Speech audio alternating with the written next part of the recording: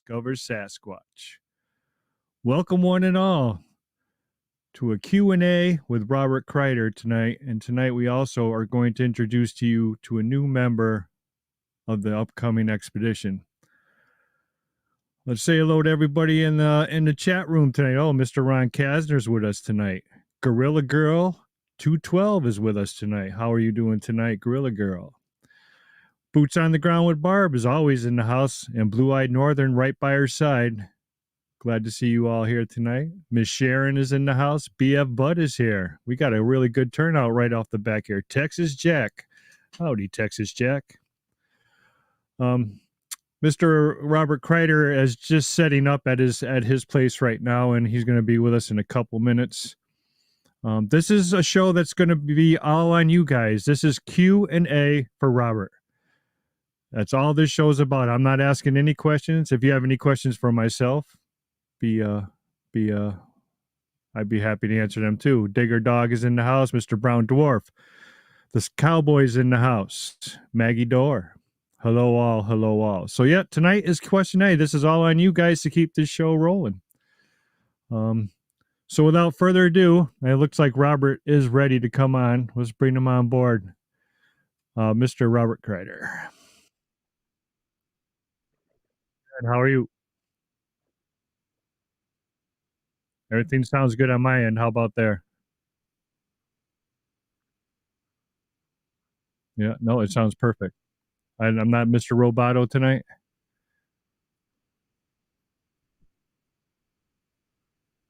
Yeah, I worked on I worked on my noise gate for a little while, and hopefully, yeah, it was the noise gate. That's where that little hum was coming from. I think it was just catching something in the background by air purifier, probably.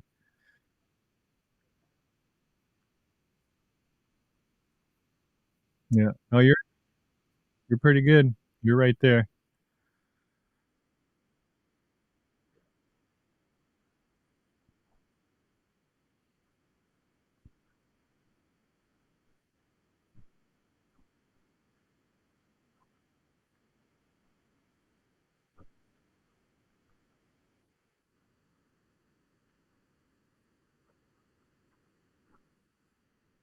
Yep. Capital letters with your questions tonight. We have got a new team member. He's not with us. I don't know if he got the invite or not. I haven't heard anything, but you want to tell everybody a little bit about him, Robert?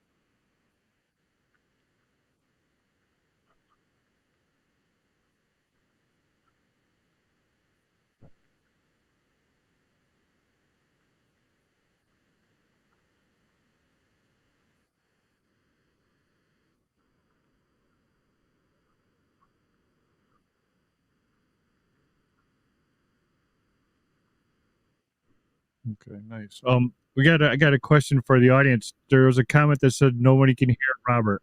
Is that, but that was only one comment. Someone else said they could hear There you. we go. We should be good now. So yeah, that was in OBS. That should have been on. Like I said, I had about 4 seconds to get fired up here. So excuse that, you guys. So what we were just saying for the KX side, and for anyone else who couldn't hear me, I've known Braden for on and off for about 7 years. Been basically an acquaintance through my fiance Tara. She's known him for at least 20, 25 years or whatever through the music crowd in Santa Fe. Seems to be a really competent individual, very, very, very diverse in his interests, and I'd say well balanced since he's both intellectual and artistic. So he does, I know, a lot of internet work professionally, and as well is a musician on the side, and so he's also does a lot in the outdoors. He's an avid outdoorsman, and works on and off in the film industry. So you can see that this kind of diverse background is really going to, I believe, help us in the field as well. And I hadn't had really a chance to get to know him as well as I'd like to. And like I was just now saying that we're probably going to get to know each other on this deal better than a lot of best friends know each other. These tight, pinchy situations like this where you're dependent on each other, you build something that just can't be done any other way. So. Okay. I look forward to meeting him. I'm glad the team, the way the team is, I think he's gonna fit right in with everybody. Everybody's just this team gels. This team gels. We're gonna get some stuff done. So I'm excited for that. Yeah, I couldn't agree more. All right, we got our first question of the night. Comes from Kone777. What is the final weight of your packs? Go ahead and start on that, Chris. My pack is going to be between 50 and 55 pounds. Chris and I, when we get into, we're going to get in 2 days early to get a little acclimated to the help me out here. Altitude. The altitude. There you go. I needed that. Yeah, the elevation up here, you guys, is going to be, we'll be scooting, going in about 8,500 foot, probably increasing up and down 9,000. And then we'll be dropping and descending in some altitude. And so potentially based on one of the two ways out, we could be descending out, or we could be trying to get on there, actually. Okay. Or we could be increasing in altitude on the way out. Chris, I need to let you know, Braden called and he said he's trying to get on right now. He said the link says it's ended. It should work. Go ahead. I'll send it to him again. Okay, he's doing a resend right now. Yeah. So the elevation will be, it's sturdy enough that when people are coming from, sea level or within 1,000 foot of sea level, and then you make a jump up to elevation, not only is there less oxygen at elevation, there's also less air pressure to get it into your lungs. So breathing is a little more labored, that you have to work on it just a little bit more, and then you're getting less oxygen the body's used to at that time as well. So between those two, it can, when you're really pushing and with weight, it can be a factor.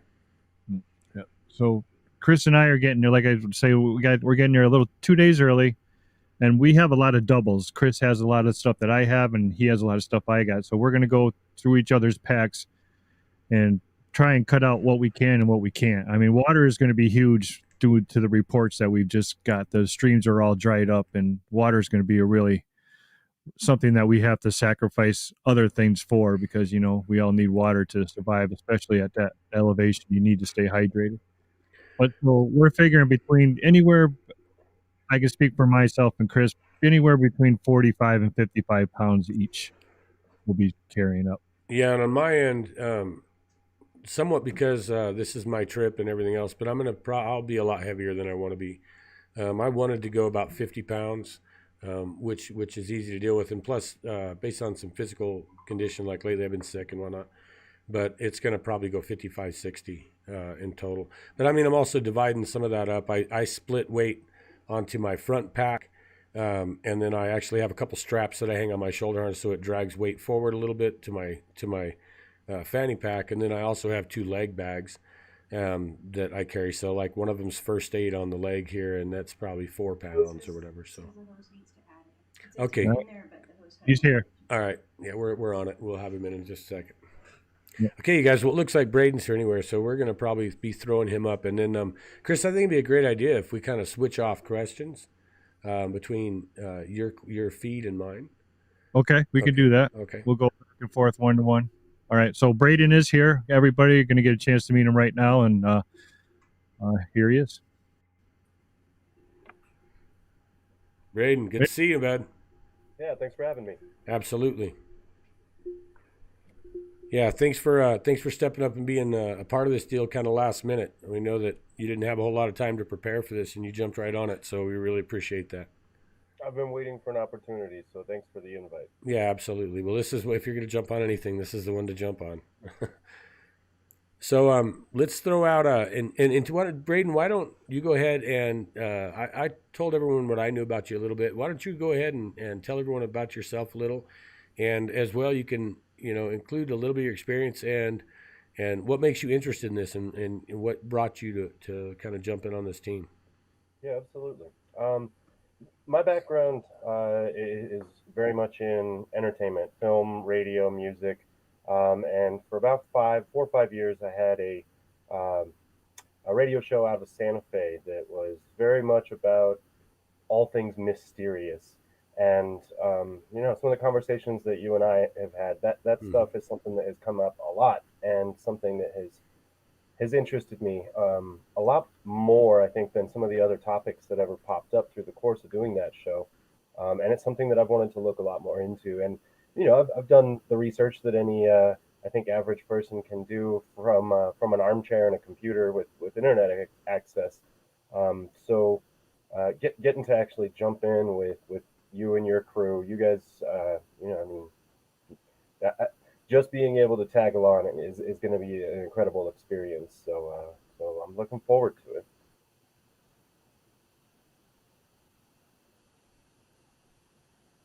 You have to excuse me there. So what I'm doing is I'm muting down each time. Now, Chris, I know that audibly I hear our little I'm going to call it our little kid hiss here, or our token hiss.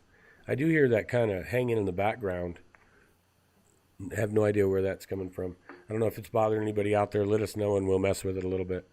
Um, Right. but Let I me know. try and Go ahead. let me see if it's coming from Braden because he's new. Let's just mute him real quick. It's gone. It's Braden. Okay, which is fine. I think we can deal with that. Just let us know in the comments if it's outlandish, and we'll do something about it. If it's doable, then we're good to go.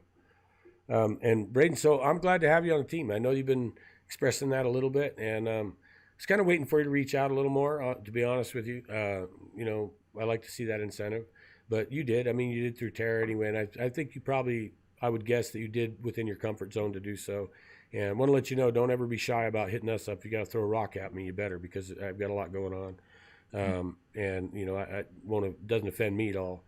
So, but I am glad you got on this thing, and I've always want to let you know I've always sensed that true interest in it with you. You know what I mean? And I also want to let you know I've always been impressed with the person you seem to be, and obviously the talents that I've seen are, you're good. And so, and I know you put a lot into it. And, the things you do seem detailed and well thought out. So I'm glad to have you on. Appreciate that. Thank you. Mm-hmm. So we can just jump back and forth. We can jump into some questions here. All right. I've got one that's from Squatch Thumper. It said, "Did y'all find Bigfoot tracks in the area?" And absolutely, yeah. So, now when we consider the area, we're looking at it as a geographic range, and the range is pretty independent. And I'll let you know right now, Braden, we haven't given out the name of the range yet, and we're not going to do that. We basically north central New Mexico. That's kind of what we're rolling with for now. And I think that's pretty obvious to most of our listeners why we would do something like that. But yeah, so on this range, which isn't that large, it's considered kind of a cell because it's not necessarily connected peak to peak to peak onto others, and there's valley systems and things around it. Although it is rather large, and it is extremely broken up and craggy with a lot of major elevation changes, and some terrain so adverse that there may not have anyone stepped on it in 5,000 years. Now, naturally, Native Americans in Spain crawled all over it, but I mean, there really is places that you cannot go to without extreme skill in big wall climbing, or you're going to rappel from a helicopter. There's all these little valleys within the crags and cliffs and things like that.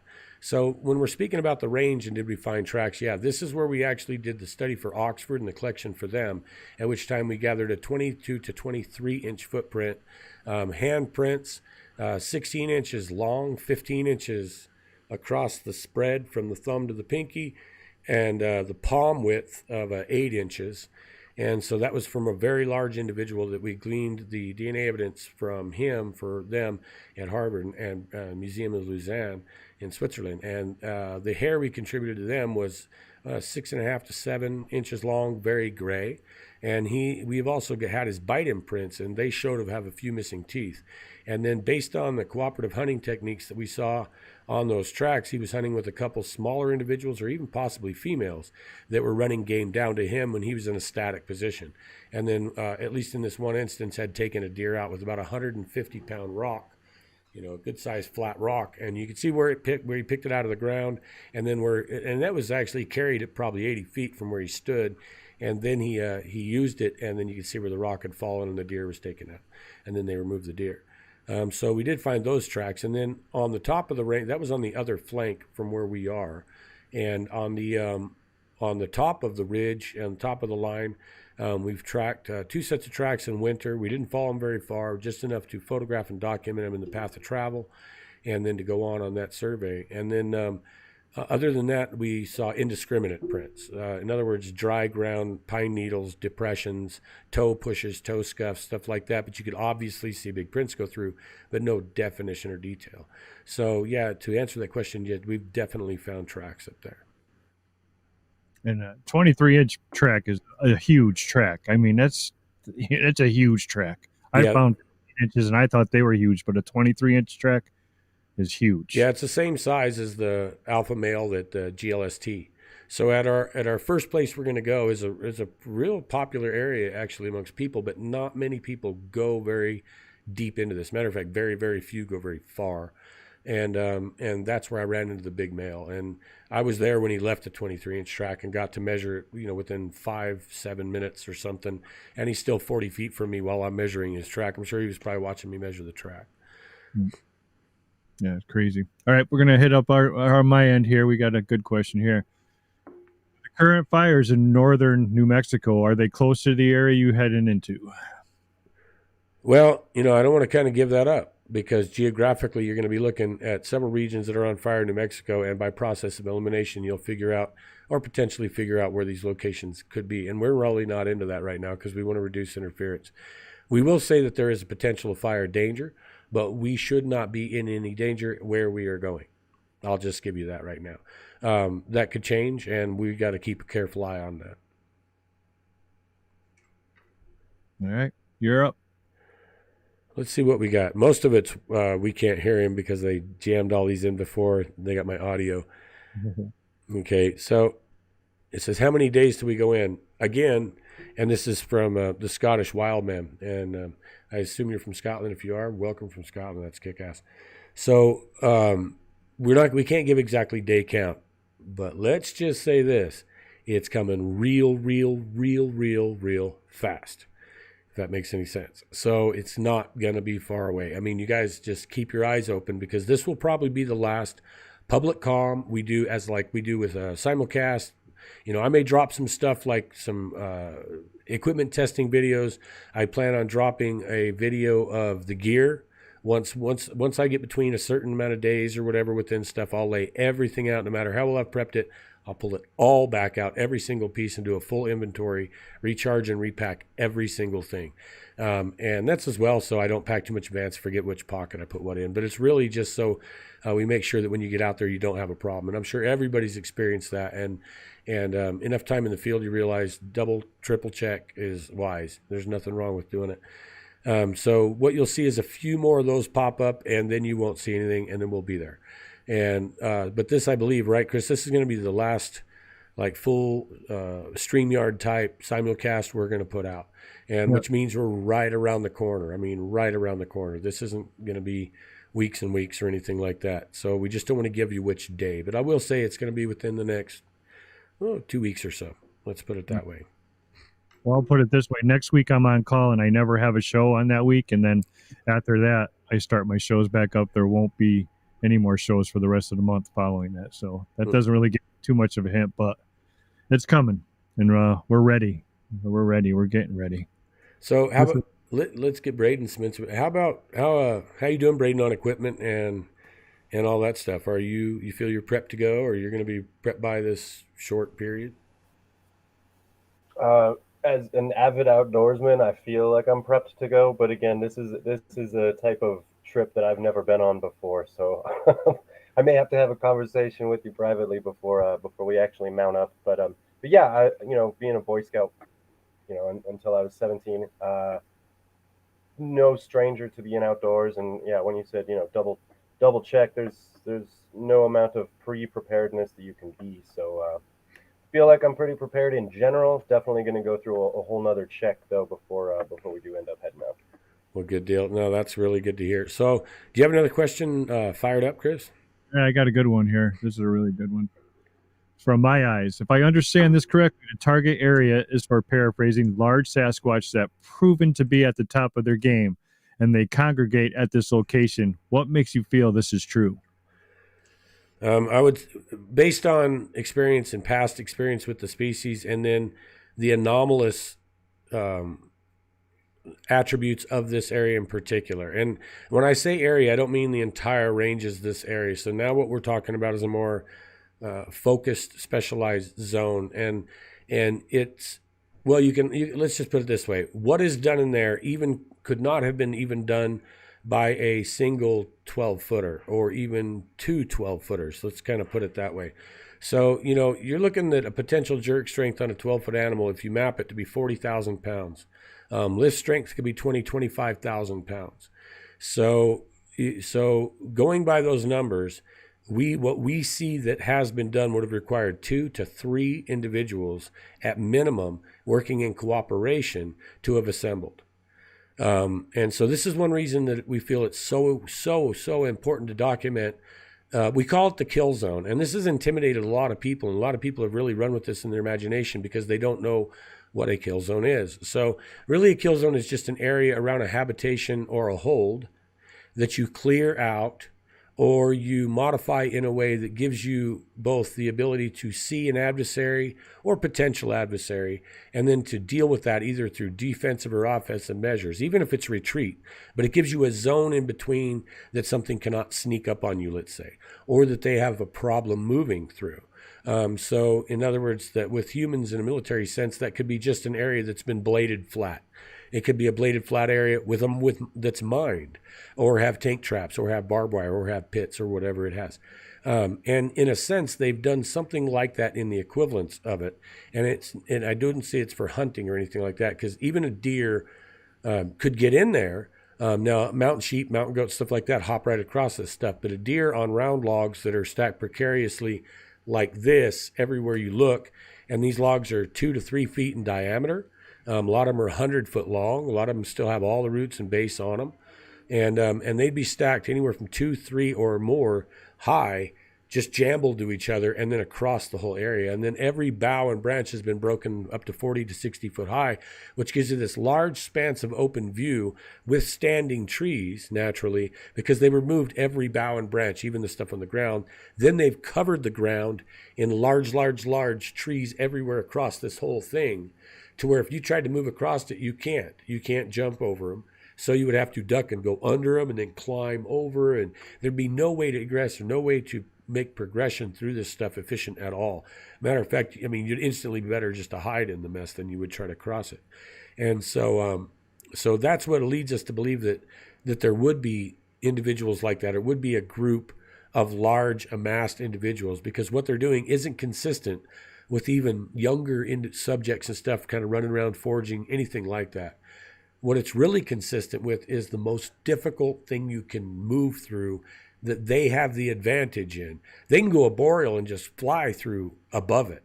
The trees are close together in most places. They could literally cruise above it and never touch this stuff. While the trees are 10, 15 foot apart, we could not dream of anything like that. We'd be absolutely screwed.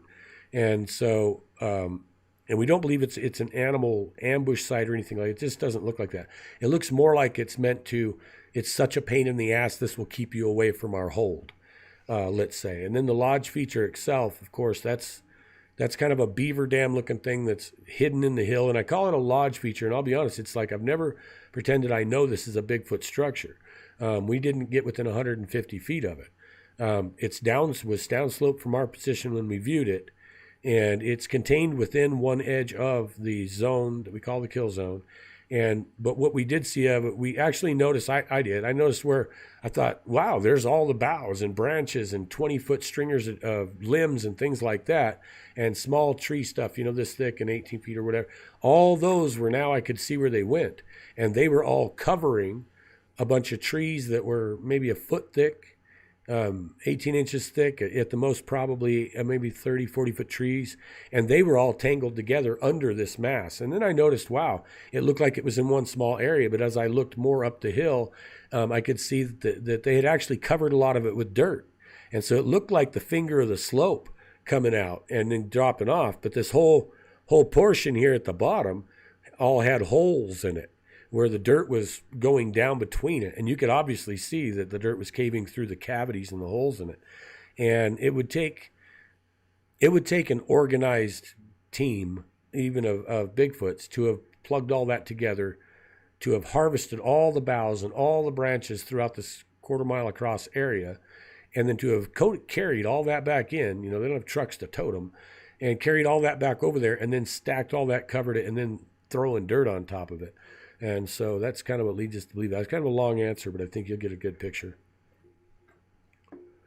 Pretty amazing is what it is. Yeah, it's off the wall. I can't wait to show it to you guys. And I do have one more. I have a witness who I probably could have brought on, that was there, and his name is Willie Jackson, and nicknamed Black Willie. And he's not a small guy. He's ex-military and everything else. And I will give him full credit, because hats off to him. He was the one guy that, even when I sent everybody on, because I just didn't want the team getting, there was something coming up from that area when it started getting real dark, and I had a pulled tendon. I was screwed up. So I sent the team forward. I said, just go around the corner up there. I'll meet you there. And most of that is because I just wanted to avoid potential adverse interaction with the team, because they were very inexperienced. They didn't go up there for that. We were up there for a whole different reason. They weren't Bigfooters. And Willie's the one guy who didn't mind me. He said, screw that. He went around the corner and stopped. And I was really, when I made it there, I was really thankful he had. I'll tell you what. But he's the witness to that deal. So I have another question here from Illinois Sasquatch. It says, what is your evac plan if someone's seriously injured when you are a couple of days in? So we do have those evac plans, and on this particular trip, so a lot of trips, well, we just end it. It's like most of the Bigfoot excursions and stuff like that. Somebody gets seriously hurt, the thing's just going to stop. We're done. And this one, this is a more focused, more intent investigation, where we are there to, I waited 5 years to do this thing. I'm not waiting anymore. And the team knows this, and we are going to go in and get the evidence regardless. You'd have to injure more than half the team to prevent us from going. And I'm saying, I'm not putting that out there so to jinx us or anything like that. But even then, I'm crawling into the stamp thing, getting a picture this time. But the evac plan is, naturally, there will be never, ever one person alone. So this will be done kind of like a scuba system. So where we're not going to necessarily assign dedicated 2x2 teams, but we will never leave a person alone. So there'll be at least two people at any given time in visual space of one another, not just earshot, but actually visual. And the reason we do this is because, as the followers of the Bigfoot Enigma know that, and the Missing 411 and stuff like that know that, you get somebody out for just a few moments. They say, wait, we just walked around that rock. I just saw him 2 minutes ago. And then they never see the guy again. And this will not be a factor during this. It's absolutely not going to happen. There will be at no time we're going to be that and give that advantage. And so when we evac somebody, it'll be the same way. We'll actually assign two people to escort that person out. If they can't get out, then the full team will hold. We will call for rescue, and wait till they are removed, and then we will go on. And at that time, we'll decide, will half the team wait with the injured person and then half the team progress, or will the full team wait, or whatever. And so those decisions will be made on the trail. But likelihood is, with a twisted ankle or something where a couple of guys can help a guy out, then we'll send two out so two can return in, and then we'll probably hold position and wait on them to meet up with us. All right. Next question. You or me? Whose turn? Your turn, buddy. All right. Got another question from, I hope I'm saying it right, Konye777. What thermals are you taking, and how much do the initials kits cost? Shoot, Chris, start. So myself, I have a FLIR HS 3, I think it's 324 or 364, something like that. When it originally came out, they were like $3,500. What's good about my FLIR is that it records. Everybody knows that the download recording on the FLIRs are absolutely horrid, but it still records, and it still will capture what it's seeing. Chris has the same model, the HS 364, I want to say, but I could be wrong. And that's the same kit that I have. I know Boyd just got a brand new one. Do you know what Boyd got? A Quasar, brand new. I believe it's a Pulsar. Pulsar. Yeah, it's the newest and greatest, greatest Pulsar. So it'll both internally record and stream. And then I know Ron is bringing thermal as well, correct? Or I know he's got Gen 3 night vision. He's got the night vision. He doesn't have the thermal. Oh, he's bringing a Gen 3 night vision and Psionics, the Psionics Black. And then I'm running a, actually, just happened to have some of my setup. So this is I haven't got the core on it. So the core mounts right here and the camera goes here. And then we take it in on the 5-inch screen that records. And so I run a hand-built unit. It's a Photon military 320 by 240. 14 micron sensitivity with unlimited range. So it's sensitive enough I can, see clouds, I can see the stars. So when you can pick up heat from a star, you're pretty sensitive. So it's not one of these where you have a blotted out background with one little thing in it or anything. No, I see every leaf, every branch, every twig, better than you can see with your eyes actually, or better than even black and white IR. It looks just like that. The only thing, it's a little bit low res, 320 by 240. And that's because of its age. It was top of the line standard when we put it together, but not now. So that's kind of what we're adding to that mix for thermal anyway. Hope that answers your questions. And to add to that, we've got a myriad array of night vision going. So I've got a BV. Where is it? Well, I'm watching my thing. I got a BV8800. It's a black view phone, so it's just basically built around its night vision 8-core processor. It'll shoot night vision real clear 2K, and built-in illuminator will go 100 feet. And then I mate that with a 940 nanometer 5-watt infrared light source, and with that I can reach out 1,000 feet. And it's turned out to be really, really well. I've been very, very impressed with how it'll do, because it'll shoot full frame rate with no pixelation, night vision. So it's on the phone. So, and then I know we've got 2 or 3 Psionics. How many Psionics we got? I believe we have 2. Ron has one and I have one. Okay, and Chris doesn't run a Psionics, right? And then so we'll have 2 Psionics night vision. Then I've also got these little KX Stealth Eye that are 2K to 4K. They come equipped. They're real tiny. The cameras aren't the greatest, but they do really well, and they have a short range, 940 nanometer IR, which will only give a good reflective range on an object like a tree or a Sasquatch, something like 20 feet max. A lighter object, a lot farther, of course, but they'll show eye shine 150, 200 feet, and that's usually what we use them for, because these IR emitters are so dim, they'll stare right at them. They won't even blink. They won't look away. So we can sit and look at their eyes, and they don't realize we're doing that. And then these are wireless, and we can remote place them. If we're behind them about 200, 250 feet, if we're in front of them 150 foot or so, something like that, and we'll be dropping anywhere from 2 to 4 of those, or perimeter us all the time. So. And then I think Wade is also bringing a Sony Handycam, a little bit old school, and but it'll have real good night. They have always had good night vision and good night shot. I hope it's a 1080i or a P and not a 1080i, so we don't get that interlaced video. But we can probably work with that. And then so I believe I got the next one. Says from Notre Dame Fighting Irish. All right, from Ireland. Excellent. Good to have you here. So have either of you ever done any research in Florida? And if you did you have any experiences? And I'll let you. I have not, but I know Chris has. So I'll let you take that one, Chris. Yes, we have. Well, actually, member of our team, Chris Connor, is his channel is called The Trail to Bigfoot, and Chris has been researching in Florida now for, I believe, like 12, 13 years.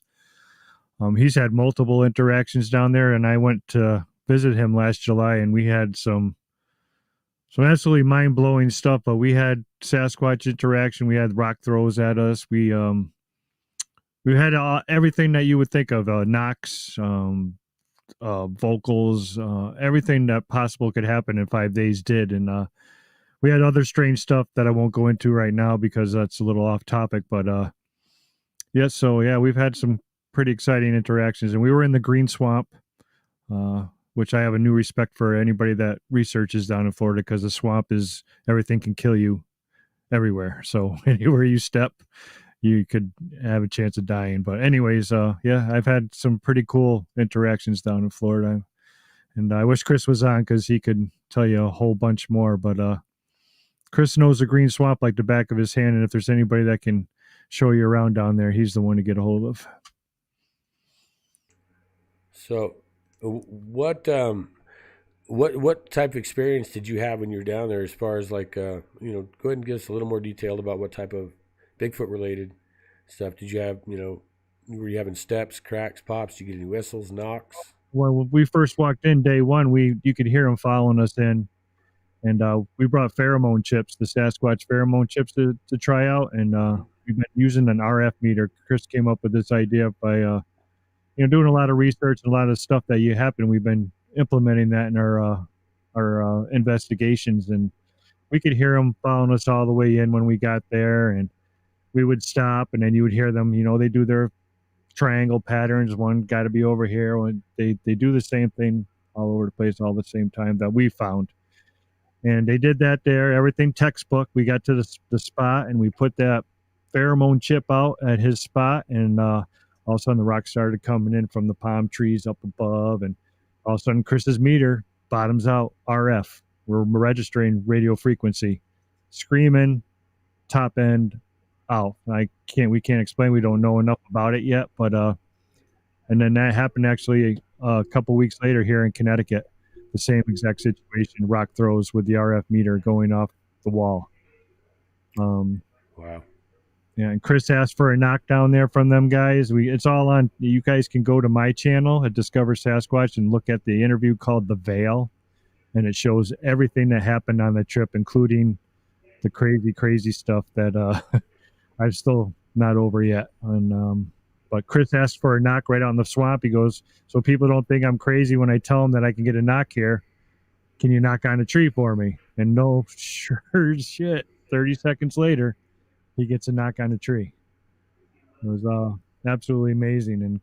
And I saw a black shadow thing run across the palm fronds.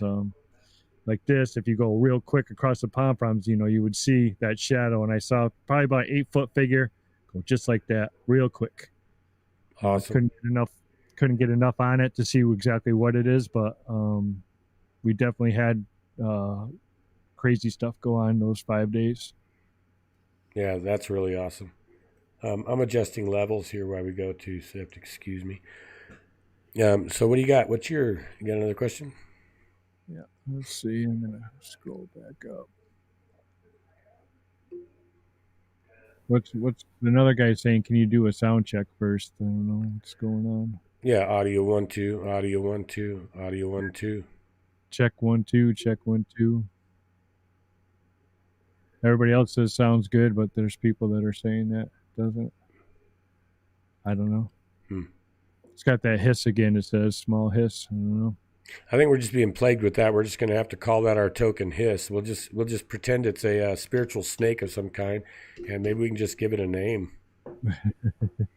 Showing its rearing its ugly head the last couple of broadcasts. Does it seem to go away when I mute myself? Actually, it did. But what's funny is it doesn't do it immediately, and it's still there. But what happens is when you unmute, it just gradually increases, and then when you mute, it gradually decreases, which doesn't make any sense at all. So it almost sounds like it's in the stream engine somehow or another. It really doesn't. It has never sounded like it was part of an audio on anybody's side to me yet. It has increased and decreased dramatically when we first caught it. And it seemed to do that outside everybody's settings and everybody's mics. So I don't know what's doing this. I think it's just interference. I mean, one way or another. So go ahead. Yeah. From BF Bud, have you got everyone you need for the expedition? To be honest, we just recently lost both of our guys that were going to be our medics, and so we did not end up with now we have men, just not to say that people aren't trained in first aid, but we were actually bringing on some very trained people in mountain rescue and field medicine and things like this. So we do not have that caliber of medical with us this round now. And as well, I was really hoping to get a field biologist of some type or another. I don't really care what type they are, but so they have the ability to format and collect data in the field and blah, blah, blah. They give me a marine biologist. I don't care as long as they're a field working biologist. And so we did have applicants, but we weren't going to take any females into this deal only because we feel that it could aggravate the situation because where we're going seems to be predominant male. It seems to be something equivalent to a lodge for Native Americans and things like that, where only the adult males are welcome or allowed to go. And so in that sense, we're going to kind of go in on that realm without introducing any kids or females or anything like that into that normally wouldn't be welcome there. But yeah, those are the only two positions that we don't, and we pretty well have everything else covered. I mean, we're good. Everybody has a talent, and everybody pretty well has a skill they bring into the table. And I would suggest that anyone who hasn't seen the previous streams related to the Lodge expedition, go look at those and start with the first one and go up. And the reason is because we cover an awful lot of things that even the people here probably will forget to ask, or just not know to ask. And so you'll get a really grand idea of kind of how we prepared and who's going to be there and kind of how they fit in. So I've got another one here. It says, if all hell breaks loose, lives are in jeopardy, what's the plan? Escape or defense?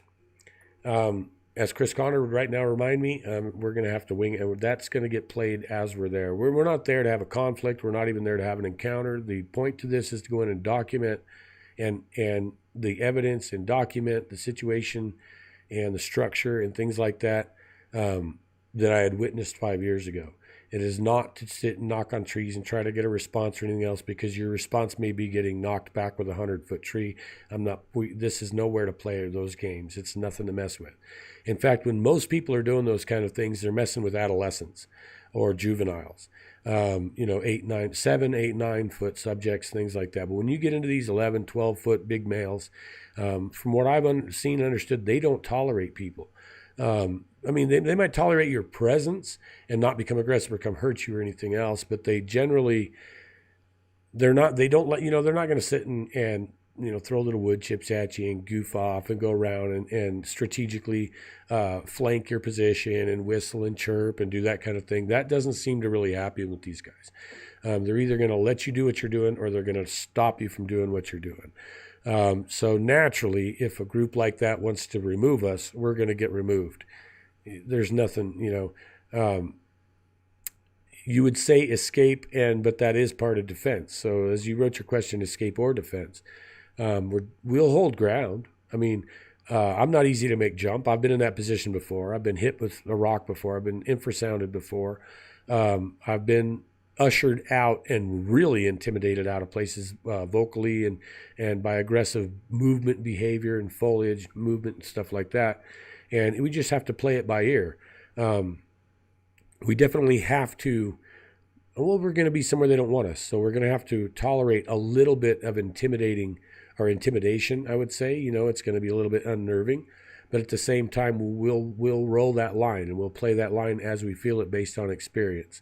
I don't want to push them to a conflict. We're going to be on the mountain, a few days. So, and we're going to be up there after we go look at the lodge and things. So we're still going to do another night up there.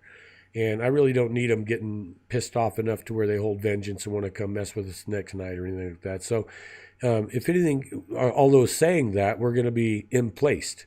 So we're not going to break camp, obviously, unless it's a life or death situation.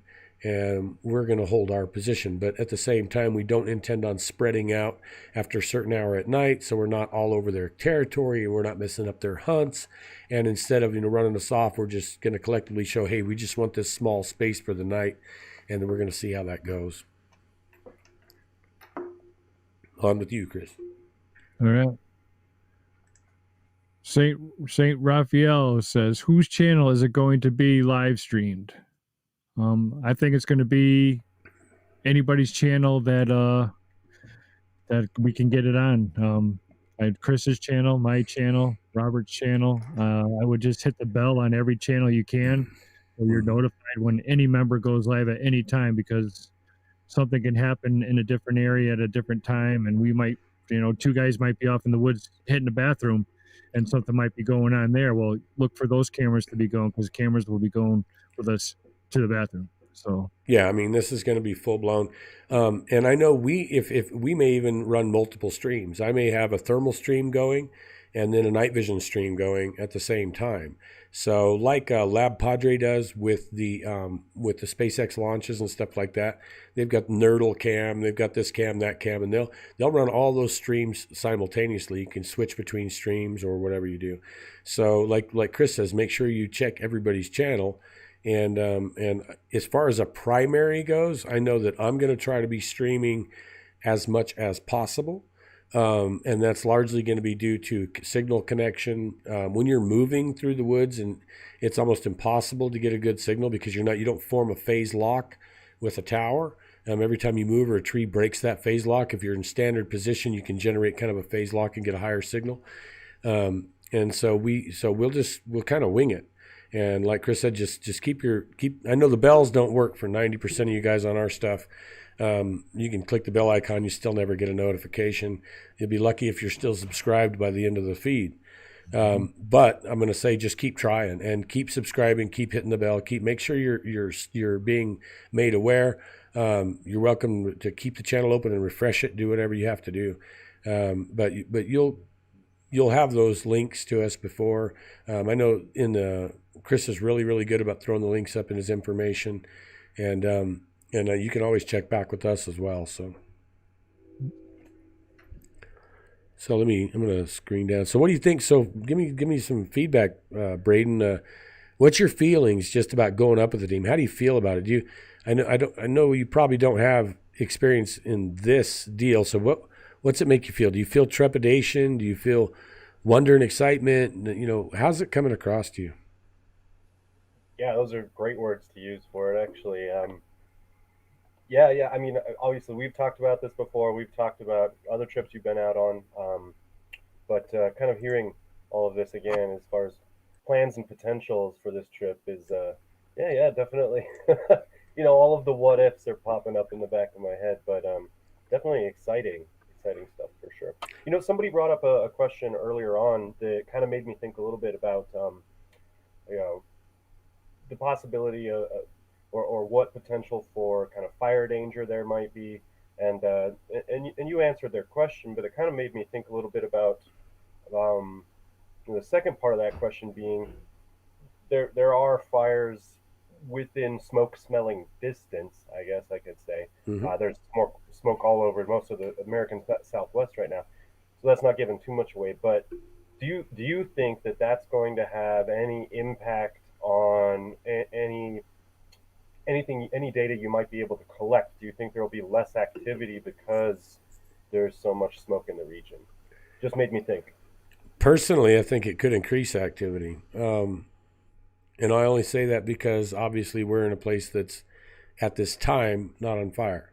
There's going to be a lot of movement out of those burn regions, and they've got to have somewhere safe and secure to go. And if it's not family groups, they're probably going to tend to actually hit the lowlands and get into the dense, what we call in New Mexico, bosque regions, or because foliage here comes in riparian zones in the lowlands generally. And what I mean by that is it's a sub-environment of heavy treed, more moisture, more resources and animals and things like that. And the family units tend to gravitate toward those, where the larger, bigger males and the bigger adults and stuff tend to go to the high mountains. And so we could have more larger individuals and things like that in this region or here, especially if this is a gathering place, which could potentially be. It could potentially be a spot that males gather from pretty broad range. And this leads us to my question. It says, do you think this is a hangout for all alpha males only? Could be why so aggressive, Relodge area. So, and right, that's what we're kind of gleaning on, is that's everything I've seen up there means large male. Now, on the range itself and around, we see a lot of transient movement over the top of the ridge and around the range, 15, 16 to 18 inch prints. But what we are seeing in this zone in particular, anyway, I couldn't even quantify by saying it goes to those size subjects. I'm thinking 10.5 foot and above, 20 inch foot and above, stuff like that. So yeah, that's what I would think. And I don't see. Now this is just supposition, but it's supposition based on experience, so it's not a wild guess. But I just don't see females being there. So I do lean toward that it's a hangout for the big males, where they can get away from everybody else, basically. Okay. Got another question here. We got a question from Sharon. Are you getting someone to bring you more supplies halfway through it if it's needed?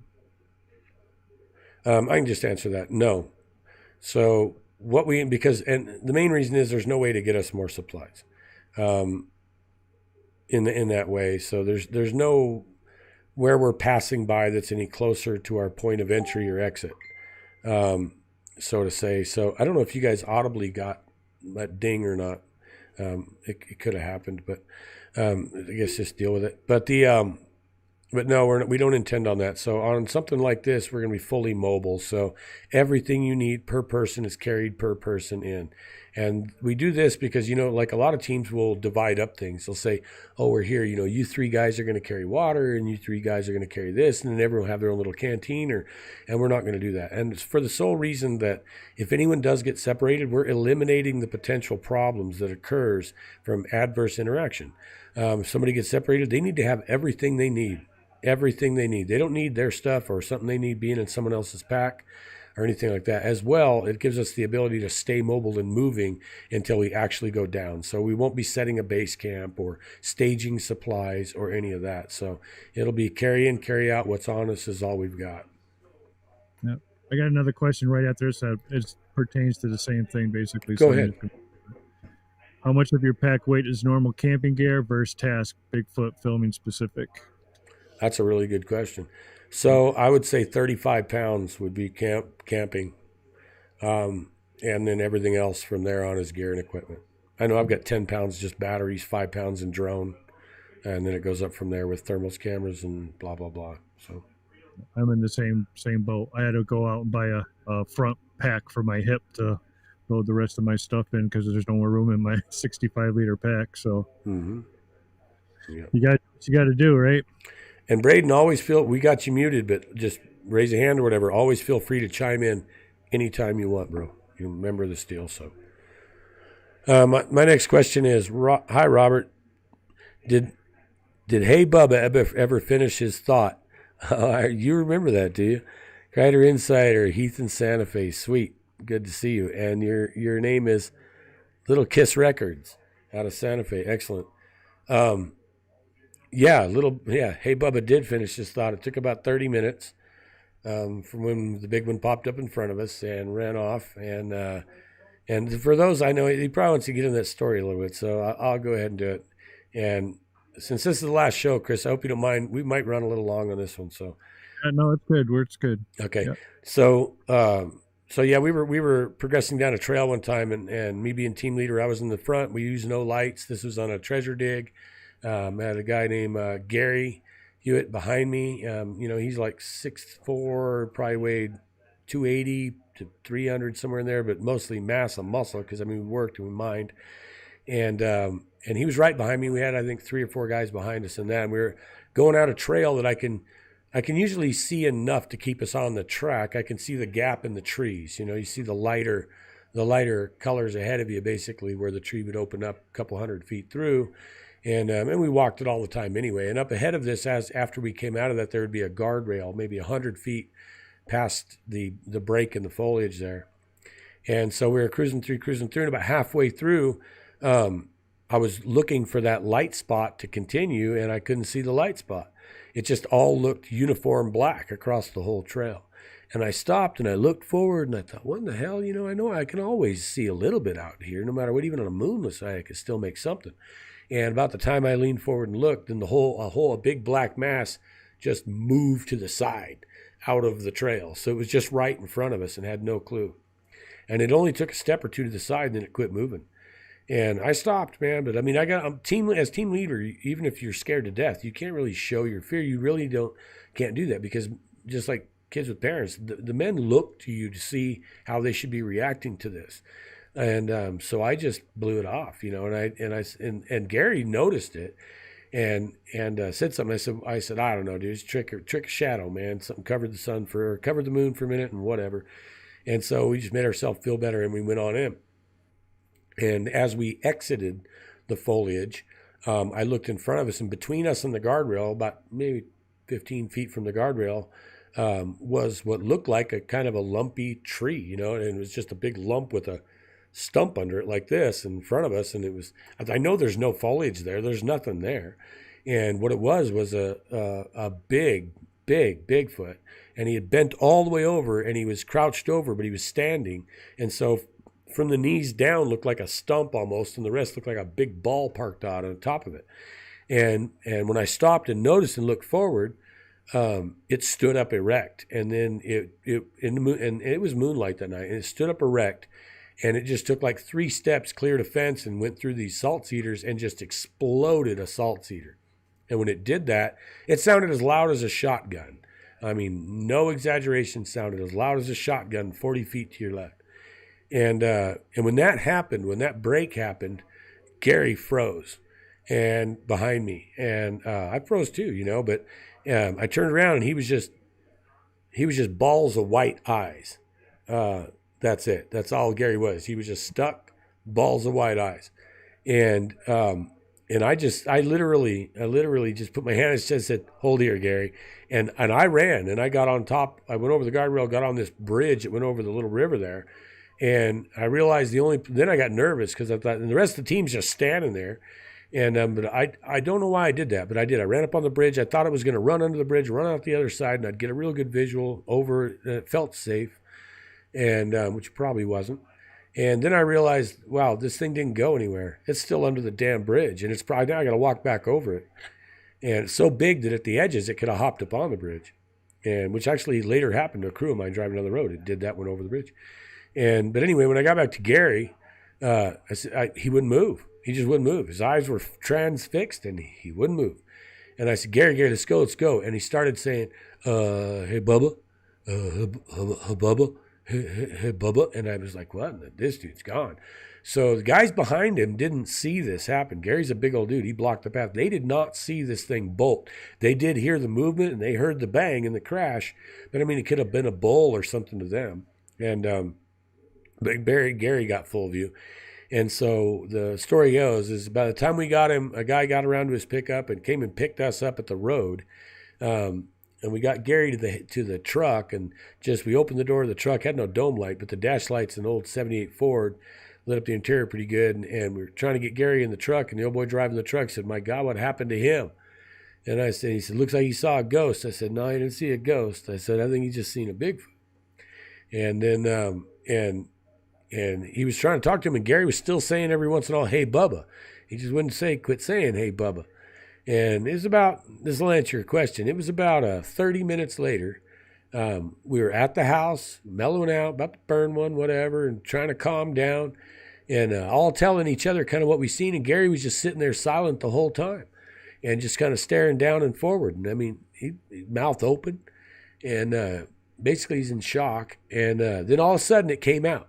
He just said, "Hey, Bubba, that first break would have taken me out." And that was it. That was it. That's all he said. So he had been trying to complete that thought for 30 minutes. He got the first "Hey, Bubba" out, and nothing else had come out of his mouth.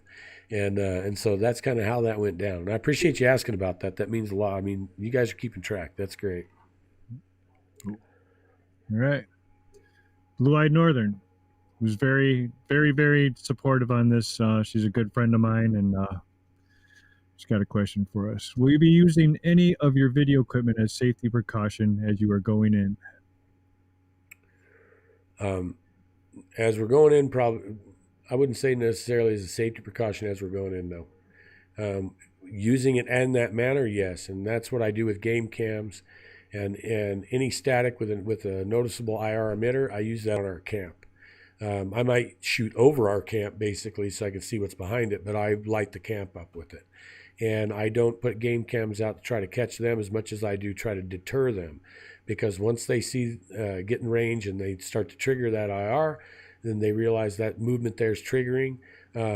then and most cams will trigger when something's slightly off frame, and that is to give the subject time to get into frame as it's moving. And what they'll do is they'll slowly progress and trigger them without getting in the frame. And then you just get frames with nothing in it, and then they see where the red zone is, they see where the trigger zone is, and then they go around the backside. So yeah, I do use game cameras to protect us in camp. That's the only time I know that I'll be doing that. And also people are going to be using their own equipment, as I've told them, based on their own methodology for the most part. We'll always adapt a little collectively, but so others may have a different intent with that. I don't mean to speak for you, Chris, or any of the rest. I can only speak for myself on that. There was another similar question here in the thread regarding, tech as security measures. BF Bud was asking, will you be implementing any perimeter security? Yeah, we actually will. So, and this will also be mainly cam. I won't be putting up a string line or anything like that, but being as we have so much night vision and so much thermal going, we will basically have thermal observation to control a perimeter. And that's kind of how that'll work out. We won't be patrol a perimeter, and no, we won't put detectors or vibration sensors or anything like that out. I don't think that'll help us as much as we need. I mean, with the audio equipment we're bringing the KXPD3 units I built. You can't, within 150, 200 feet, you can't breathe that we can't hear it. And if we have a couple of units, 3 units at max there, we'll be able to cover all the way around us, and then pinpoint whatever we get on there. We can change the setting and pinpoint it to an extremely tight parameters, so we can actually locate anything. Even if we can't see it on thermal or night vision, they can't get away with us not hearing them. It's virtually impossible. And so perimeter control will largely be audio and like I said, thermal. We got another question that goes along with that too. Here, let's go right into that. Strangeland says, describe your camp area. As I believe you said, no open fires. Yeah, and not to be the one that talks all the time, but yeah, there'll be no open flame. Now, when I say that, extinguishable butane camp stoves are not considered for that because you have a valve, you can shut them off. But nothing, no organic burning whatsoever, no fire for light whatsoever. We may use lighting at camp, but it won't be fire-based. So any open flame would be, for a cup of coffee, not for any sense of security or light or anything like that. No, zero. And yeah, we will be cooking actually. So some of the food packs we'll bring have self-heating packs within them, where you split the pack, shake it, and then you just leave it in there, and it actually warms the food without any other heat source. So that's still considered, it's warming food. So we won't be cooking so much as we'll be preparing warm food. Yes. And also, there will be members of the team always awake at every hour of the day. The whole group will not be sleeping at once. We will be doing in shifts at night, shifts if we have to in the day due to, if people are tired or whatever. But there will be something rolling, footage-wise, camera-wise, 24/7.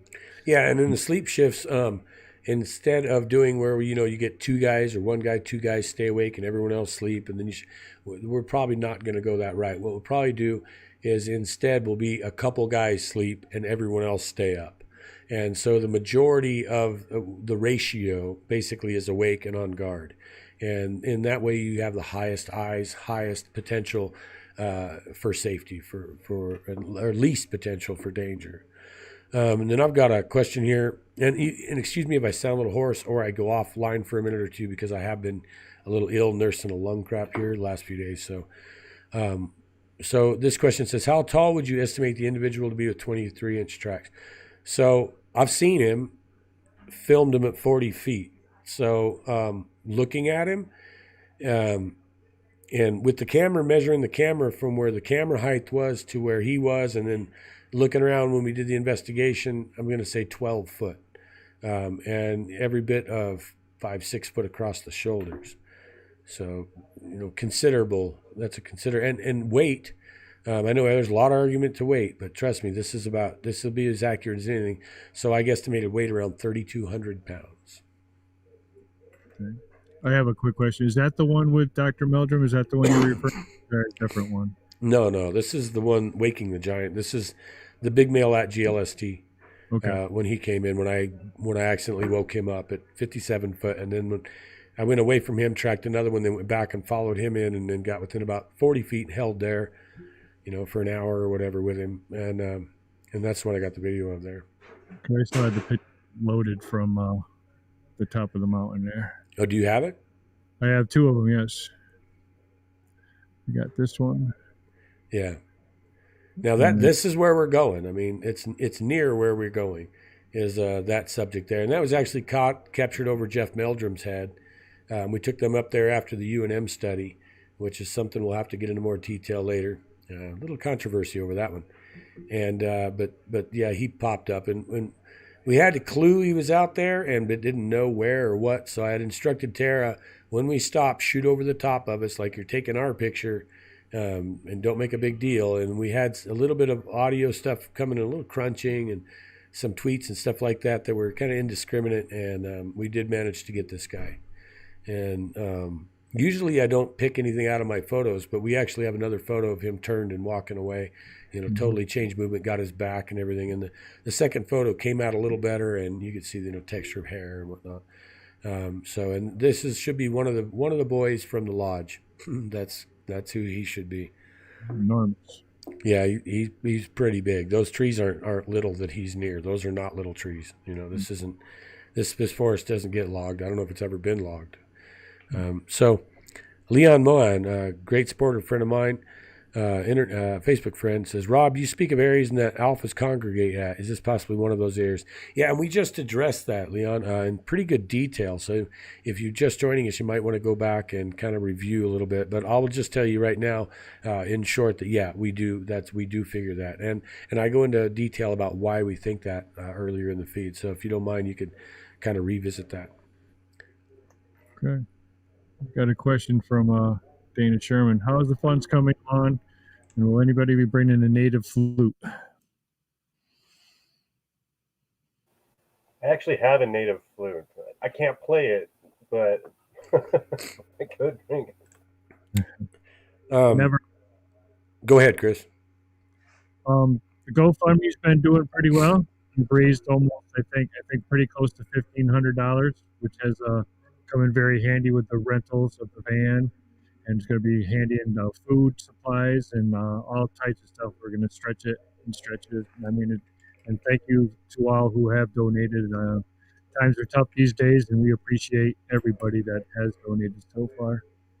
Yeah, and I want to say that, a lot of people say, oh, you guys are doing this just to make money and blah, blah, blah, blah. Hey, man, the van's going to cost like $1,300. So, I mean, and then, just the food for the team, the night of GLST. Now, the night of GLST is going to be a real mellow deal. This is going to be our meet and greet. We will do some investigation at GLST because I can always get in there and get evidence from the team or from the group there. And it's a chance for me to show the team some tracking and how we want to look for and discern what scat and all that kind of stuff looks like. And so, and just that night alone, just the dinner and the breakfast, all that stuff, and the water and crap like that's going to eat the rest of that up.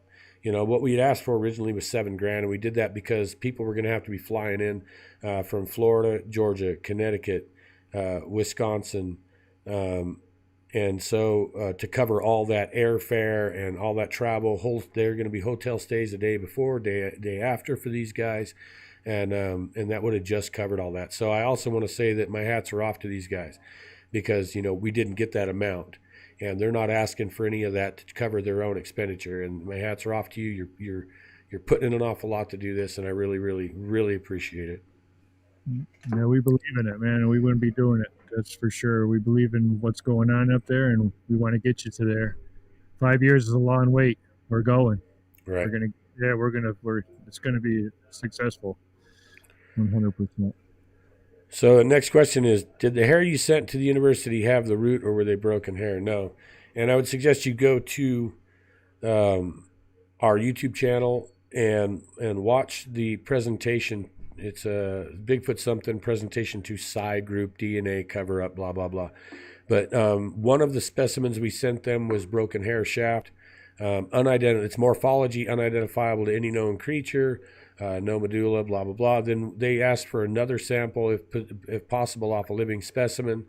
So we went up, and it took 2 months. They held the Oxford study so we could get them that specimen, and we were able to do that. And it did have full length hair and a hydrated follicle, probably less than 15 minutes off the animal. And by the way, I'm also going to add that they lied about the testing on that, and they never tested that hair, or they never released it, even though Brian Sykes in that study told the AP that they had tested every sample contributed. I have the letters they sent back to me. They said that hair sample is being curated at the Museum of Zoology in Lausanne, Switzerland, in hopes of further study. So, I mean, we had tracks, bite imprints. I had anthropologists with us. I had anthropologists with us. I had a USFS 10-year veteran from that area with us and everything during the collection. Full custody, everything videotaped in a hermetic chamber. All the transfer was done sterile, and perfect, and that would have been the smoking gun right there. And you guys are always, we have the sample number. I actually have a video on our channel as well that's the transfer of that specimen. You can see that specimen being transferred into Oxford's containment container, and it lists the sample number, and everybody's welcome to contact Oxford or the Museum of Zoology in Lausanne and ask them where the hell that sample's at and why it wasn't tested. Matter of fact, I'd encourage it. So, go ahead. This is my turn. Sorry. Yeah, go. From Hoosier Geo, what is expected low temps for you guys? 30s to 40s. So high mountains in New Mexico and really most regions. So higher elevation never tends to warm up much at night. And then since we're also on the side we're on, we'll get early light. We won't get any late light. There's no sunlight on the floor. It's full canopy. We're probably looking, 30 to 40, I would say comfortably. So next question is, what's your plan on first approach to area? Drone first, morning, afternoon, night approach. And that's by Squatch Thumper. So we'll do an entry early to midday. It'll be a short progression into first camp, so we have plenty of time to set up. We're going to pass what I would call a known Bigfoot sentry point, where I know they keep a sentry most of the time, or all the season that people are in and out of there at all. They keep somebody there. And so we'll pass that point, and then we're going to leave trail and get about probably half mile off trail, downer, deeper in the more rugged stuff. And then we'll set up first camp, first night. We'll get the feel of how aggressive they're going to be, what they're going to do, because we're not even in their territorial marked zone at this point. We'll be just outside that. And then we'll be approaching the lodge the following day till we make sure we do this during their sleepy time, let's say, when it's most likely they're down. And we'll examine and try to document the lodge, and try to fully document the kill zone area. I'd like to get a rough mapping of its size, each direction, and then kind of an overview, a survey of kind of how many trees are in there. We're not going to count everyone, but we are going to take a scientific average and try to get a gist on that, and as well try to get some measurements on the size of these trees and stuff. And this will give us a general on the amount of mass of lumber, how many feet of lumber has actually been transported into this zone. So we're going to, we want is quantifiable data. We're not just into going, oh, it's the biggest structure ever. No, we want to see how much weight was carried in, how many board foot of lumber, basically, how many trees, what would it have taken, where would they have had to get these trees to have not created a hollow spot somewhere else, and so we want to factor all this in, because this is the kind of data we get, because this is what reveals their full behavior. That's what tells us what they are and what they do and how much time they spend doing it. So It'd be nice to have one of those 3D LiDAR cameras to just run it all over the place while we're out there. It'd be awesome. I'm telling you, if I had more time to learn more tech stuff that I'm already trying to do all the time, I would try to get my Mavic up and correct with the correct software that's reliable, that I could fly that around through there and do that mapping as well. It will do that. Now, with the detail of the logs and stuff, maybe not. I mean, it's really built for buildings and straight angular lines. But yeah, like an iPhone tech, that kind of thing, where they will do that to a large degree, that 3D modeling. So that would be, I mean, that would be off the chart. LiDAR would be amazing if you had the right system connected to it, because you'd want something that mapped its movement and its position the entire time, and reinterpolated that data as that new data came in, so you could actually get a true 3D look at what you were looking at. That would be outstanding, really outstanding. But I got a question. Could we get the GPS coordinates of the lodge and hire a company to come in with their satellites and do a LiDAR? Well, what that's going to do is give you a top-down view and nothing else. So anything that's not a leading edge is just going to be a zone.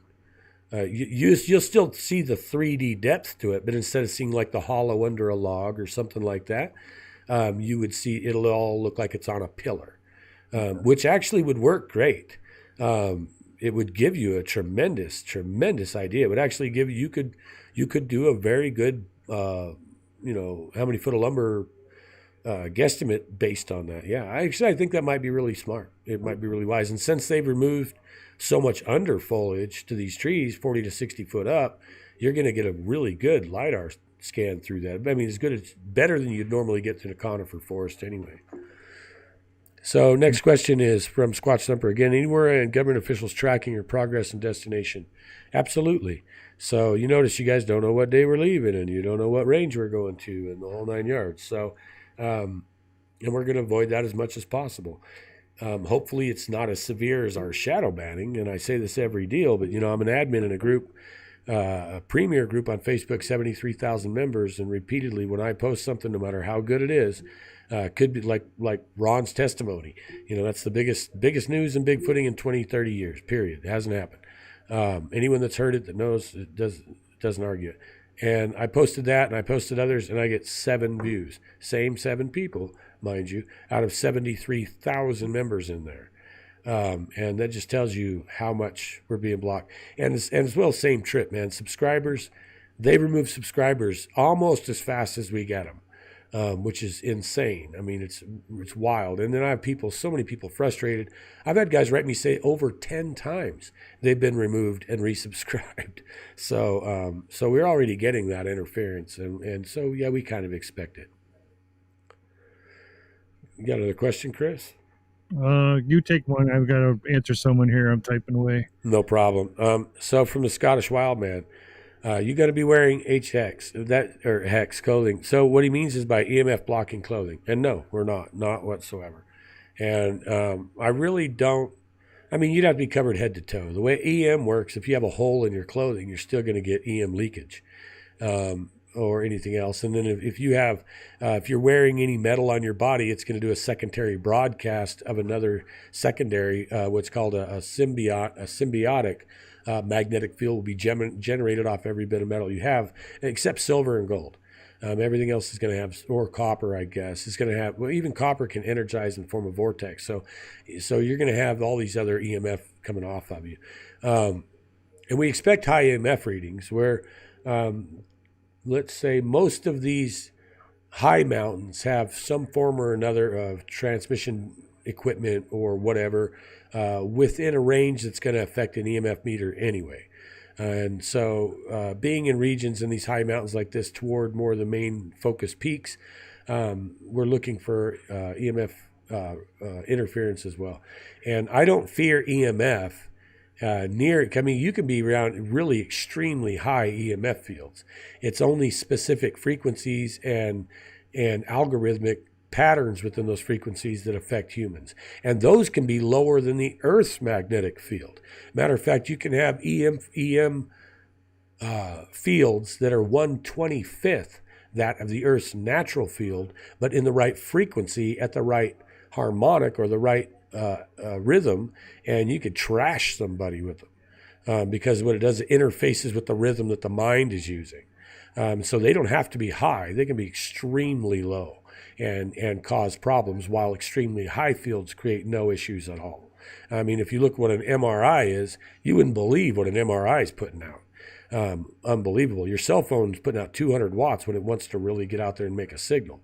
That's a fifth of your microwave, period. So So when we look at it like that, so no, we're not going to bother with that kind of clothing and stuff. And that just becomes more weight, more problem. I could see where it might be an advantage in some situations, but no, we're not. I just want to apologize to people if we don't get to your question or we've gone past your question. I just want to apologize. There's so many good questions and there's so many people on here tonight. We just got to trying to get one from everybody. So if you want to ask again, just in capital letters, please. And got one from our friend Flat Rock. Says Robert, you may have already said so, but what is the reason for the no fire?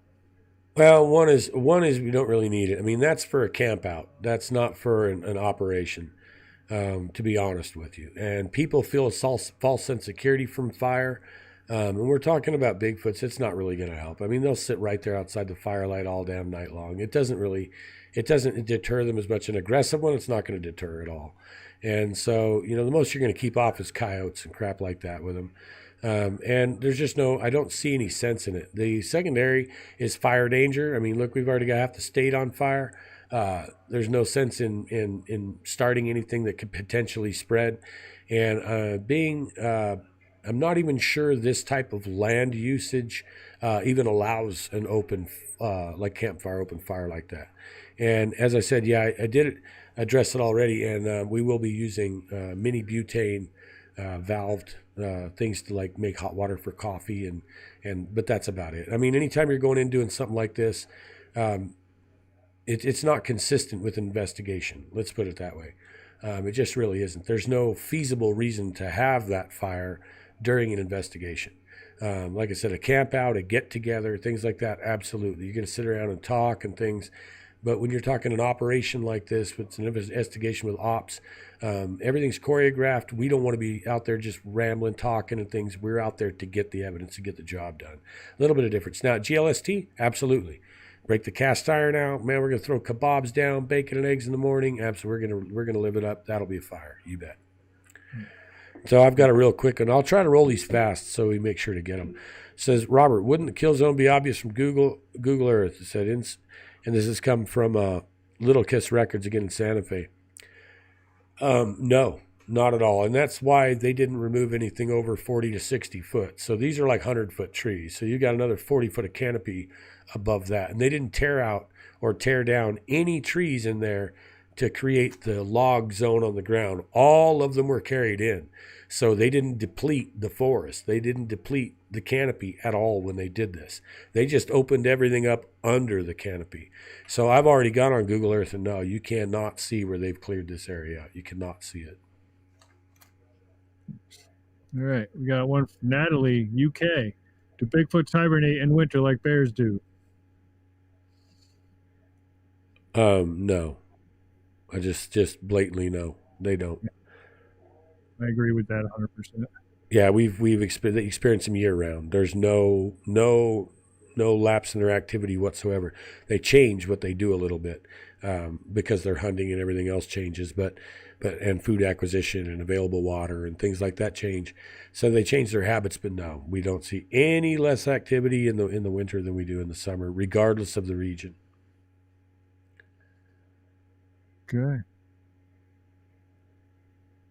Keep on going. Okay, and we want to remind you to, if you can, capitalize your questions. I might miss one if they're not. But I do notice I've got one here that's not capitalized from Marty Dominguez, and I'm going to take that one real quick too, if you don't mind. Says, I'm waiting for audio, vocal, speech, language. Had an experience years ago in that general area to see if they match. Robert, can you give us a review? Your audio equipment. So I'm using audio equipment that I designed based on fluid dynamics, not on sound reflection. So it's the first form of parabolic that's been developed on this, and it increases range and sensitivity about 5 times.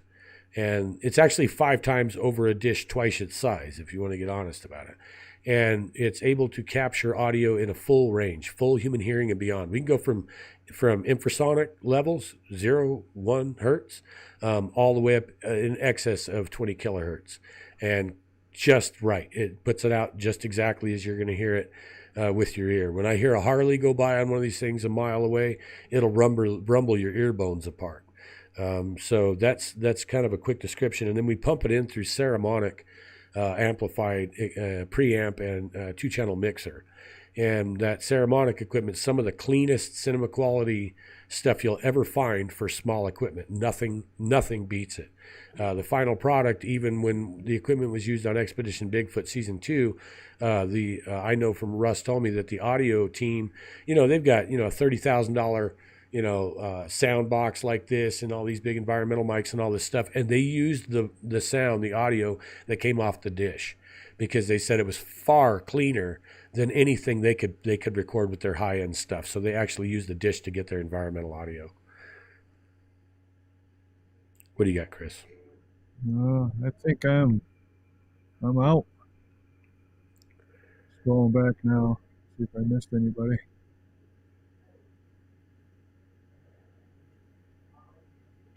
Yeah, so I'm also go ahead.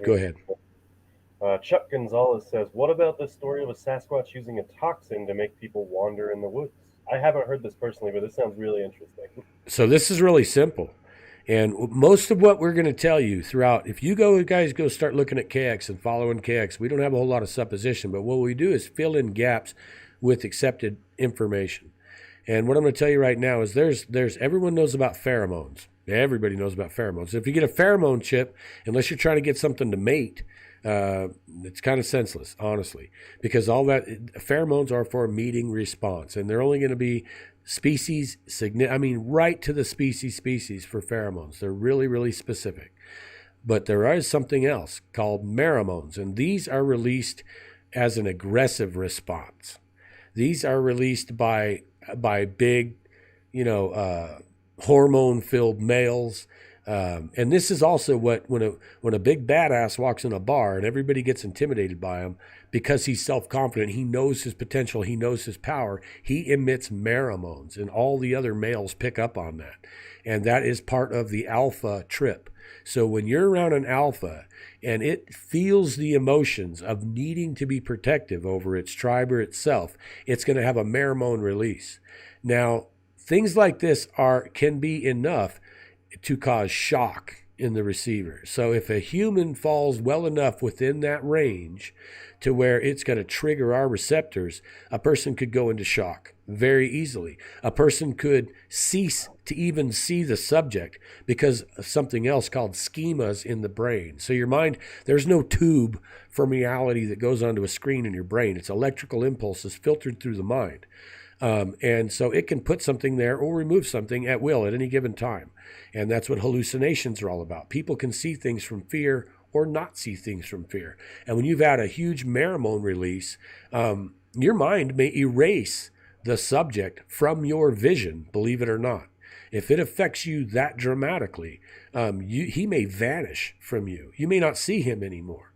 And that's the mind trying to protect itself from shock and overload. Which can happen. People can get shocked so bad, honest to God, they can get a gray streak in their hair in 24 hours. They can get shocked so bad they never speak again.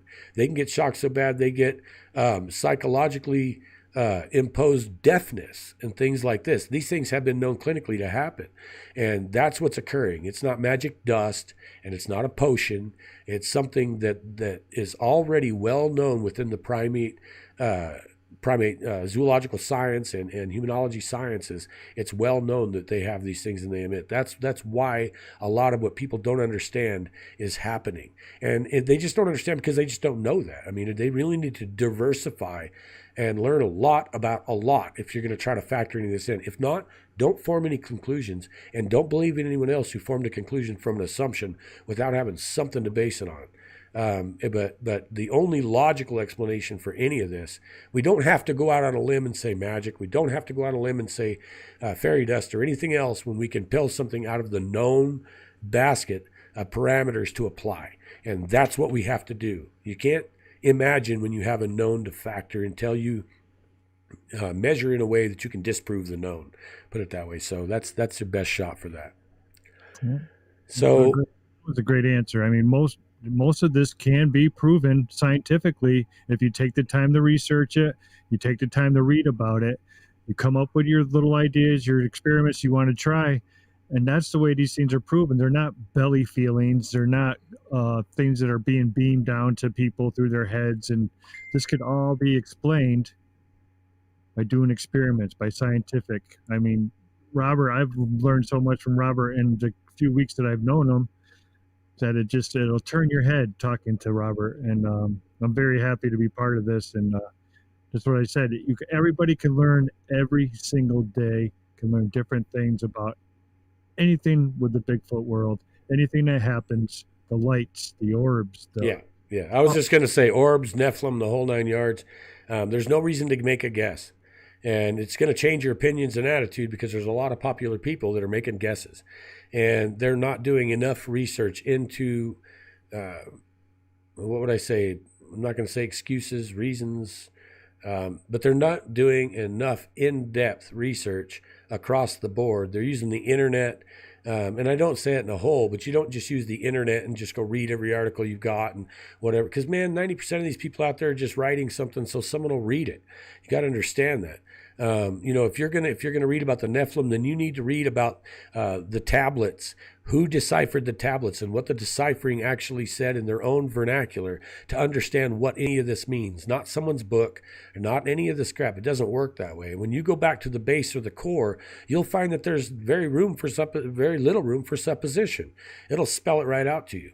We're not going to get into all that in this stream, but even in our videos, I do touch base in many of my videos, many of my interviews about the Nephilim and the potential for that being, which it's not. Not this particular thing. I'm sorry. And there's reasons for that. There's historical, measurable reasons. Everything we ever knew about the Nephilim says they're not. The same thing as orbs. There's a science behind what an orb is in general. A spherical containment of energy. There is a science behind that, and as well behind the intellect or the field structure and what beings are, and especially intellectual minded beings and things like this, and it all mixes together, right? So if you guys will start factoring these other things in and listen less to supposition and opinion. I love authors, man. They write the books. And without the books, we'd all be idiots, right? But you can't take authors' supposition and opinion and then say, oh, well, I believe based on that. We need to wipe those slates clean. Put it back in the I don't know box for a little while. But we go over a lot of these things. And each thing you can actually check scientifically or historically. So I have one here. Let's see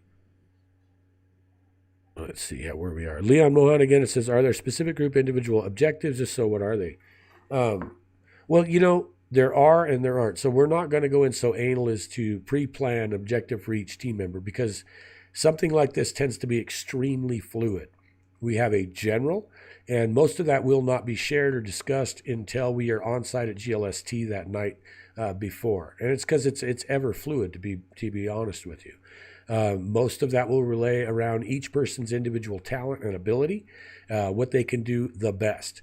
And that's who will get assigned for each of these tasks. The tasks such as would be tracking, and that'll probably be my edge of the deal, is tracking movement, prediction of behavior, stuff like that. It's things that I'm the best at, as far as I am. That's my own personal best.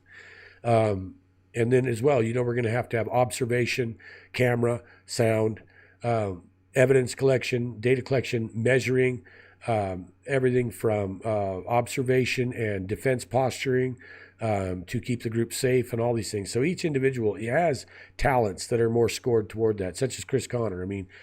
22 years Army. This is going to be a guy who's been highly trained on infiltration, both pro and con. So whether you're being infiltrated on or you're doing the infiltration, a lot of these things will be left up to them. And we really don't have time to cover each individual aspect and who's assigned what. But like I said, these are basically fluid based on talents, and you'll get to see this as the results come out from the investigation. All right, we got Matt from Central Florida Bigfoots asking, are there any photos of the lodge as of now? No, there are not. And there's really good reason for that. And I've always felt bad, but at the same time, I don't feel bad because I'm here to talk about it. And when we encountered the lodge, we were on our way out and we got on the wrong trail. And we ended up descending 2,000 feet into some pretty gnarly stuff. And then we hit the kill zone. And then moving through the kill zone for a quarter of a mile, we just wanted to get the hell out of it. We didn't know what we were getting ourselves into. It was too big, and it was already getting late light because we had already missed the trail. And this meant an extra 6.5, 7 miles, which is considerable. We had mountain bikes and 50-pound packs. And now we're in a zone that had at least 100 trees crossing what you'd call a trail. The Forest Service had tried to cut it out years ago. You could tell with chainsaws, but I think the subjects just won. They just kept putting trees down. And we'll show you that. We'll show you up to 7 trees high where they had cut them with chainsaws. They'd put another tree on top of it. And so eventually I believe they just gave up. And, but no, that's not going to be the deal on this one. So let's see here. I'm looking for another here. Okay, here's one. It says, this is Bada Bing. It says, hey, Rob, Eric, everybody here from Facebook. Are you concerned about any feds running interference? And yeah, and you must be jumping in. And I'm going to ask you again, just like I had before, go back and review this video. This question was already answered, but I'll still give you a quick one. And we answered a little bit of detail back then. But yeah, they're already running interference. We're probably got to be the most blocked people on the planet, man. In a group, I'm an admin, 73,000 people, 7 people see my post.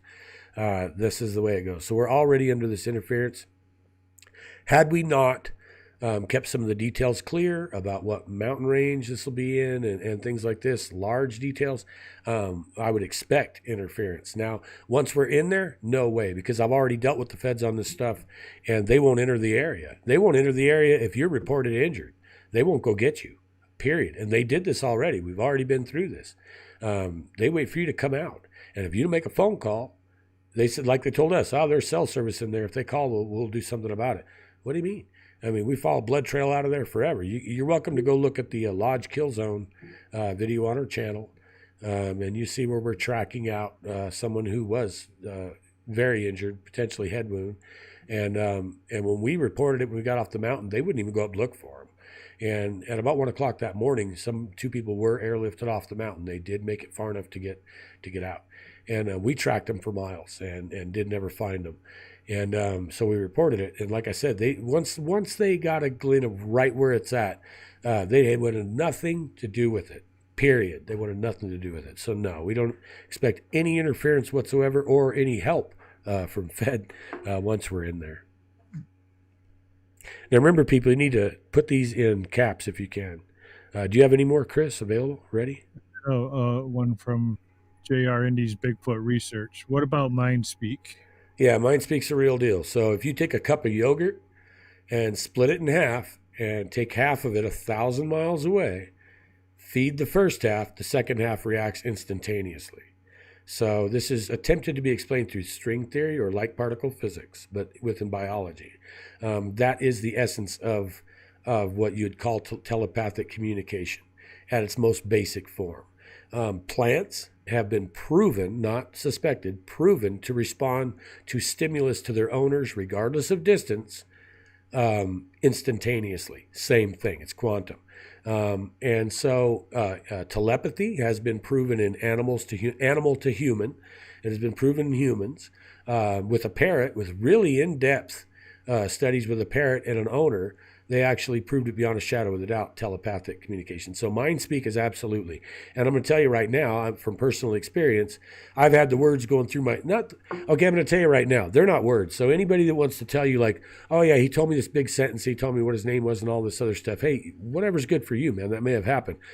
But what you get is the emotional equivalent of a word.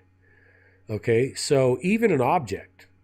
So I've heard in my head, but they were my words, but I know what was coming across. So my mind, my filter put words to that meaning. So if I say to you, that's a cow, without showing you a cow or anything else, we're in a dark room, I say, that's a cow. You have a visual, you have a sense of what I said in the understanding of a cow. Even if you don't picture a cow, you still have that full sense of what I said. Now work that in reverse. What if I could broadcast the sense of what I said without the words? Your brain will reinterpret it back to words again. Okay, so I have heard, I'm a cow. I'm a cow. I'm a cow. I have heard, I'm a deer. I'm a deer. And I'm looking at 23-inch tracks on the ground that day going, you're not a cow, man. And I almost believe it because I want to believe it because it sure makes me feel good to believe, yeah, it's a cow. But I'm looking at your 23-inch prints and these ain't cow prints, you know. Yeah, so absolutely, it's done every day. I'm a full believer in it. I've got another one. So from Randy Ellis, says, do you ever consider pepper ball system, try to flush them out, UV paintball, be able to direct them on scopes when they're moving about? It's non-lethal tech, just a thought. It's kind of like this. It's kind of like you piss them off with a pepper ball, and they're probably going to hit you back with a basketball-sized rock. It's kind of like a guy in a bar slapping me with a napkin. That's about as stupid as it's going to get because I'm going to hit you back with a bar stool or a beer bottle or something. I mean, what are you doing? You know what I mean? You're going to be aggressive with a napkin, or I'm going to be aggressive with a pepper ball system, or try to bait them, flush them, push them, or anything else. You're talking about an animal who's got not an ego, full confidence in himself, man. He's not going to like you insulting his ability to kick your ass. And he's going to prove it if you start doing that kind of stuff. So no, and it's not. That's a good question. I'm not putting your question down whatsoever, Randy. But when it comes down to these creatures, and you're talking big males or anything like that, no. And plus, the intellect is more like a Native American or more like a human than it is an animal. So they're not going to react like an animal does. They're going to react like a human does. And first thing you're going to do is insult them. Baiting them is the same way. You try to bait them to a camera. Man, you bait me to a camera, I'm going to go break your camera and leave the bait sitting there. Screw you. I mean, you know, that's largely the attitude. And it's because you're being insulting. You're not respecting them for what they really are and their ability. But it's a good question, Ray. I appreciate you asking that. Right. Yeah. I never leave. I leave apples and peanut butter for them, but I never leave a camera. I think it's disrespectful to the whole situation. And that's not what I'm trying to do. I'm just trying to build that bond between whatever's there and me to where I can come in and interact with them and they can feel safe around me. And it seems to have worked, but I would never bait something and try and lure it into for a prize or to try and hurt it or anything to do with that. But no, and you see that from the results of people. It's like game cams. I have hidden game cams so damn well. When I go to get them, I'm like, where in the? And I mean, just on the same dirt hill, and where the hell's the game cam? And I've had them cover them with leaves, and I had one park his butt just off the cam and throwing snowballs, triggering the cam with his body. Basically, he's close enough to keep it triggering, and he's wadding snowballs and chucking them out in front of the deal, just goofing off. And that's like, here, man, you ain't gonna get me. Check this out. It's just a blatant way to say that we're children compared to them. So my guys do. They take the sticks that are out in front of the trail cam and they'll shake them, and that's all you'll get is the pictures of the stick shaking up and down, and the film will be the stick will be waving, and there's no wind. It's just the stick going up and down. It's pretty cool. Yeah, we had a 20-degree night one time where a spider was hung in front of the lens. and just this spider hung and then dropped on the lens, and it wasn't hanging from a web; it was hanging from a leg, and then dropped and then crawled across the lens. And it's 20 degrees outside. I don't know where the hell it got a spider. That happened at MJ13 when we did the UNM study. We have one from Chris. Says, Robert, are you hesitant at all about going back to the lodge? Absolutely not. No. When you look forward to something for 5 years and you've envisioned it for 5 years, no, it's nothing but anticipation. Like I said, though, this is the one place I don't want to have an encounter, period. It's just not, I just don't really want to have one. If we do, great. I'll do whatever we got to do, man. Interact, I'll surveil it, we'll do everything. We're not going to run. Whatever's going to happen is going to happen, and we're going to hold ground until they want us to leave. I mean, in other words, we're not just going to run because a Bigfoot stands out in front of us or anything like that. I feel a little bit of trepidation naturally. Intense fear, no. Some fear, yeah. Anybody that wouldn't have some fear on this would be numb or dead, or crazy. They'd be a psycho. You wouldn't want to bring them because they would have the ability to have fooled themselves into thinking there's no danger, or they're arrogant enough to think that I won't get hurt. And either one of those is going to get everybody hurt. But no, I don't not hesitant at all. Matter of fact, no, I'm quite the opposite. I'm about as hesitant as waiting to get on a roller coaster at Disneyland. To be honest with you, I'm pretty excited about it. All right. I got a question here from Brian Merrick. Are you going to have personal location devices? Sounds like they wouldn't rescue you anyways. One there'll be one with the team. We all will not have them, no, but there will be actually one. What's it called? A Xylo or something? What did Chris call it? I don't So, know.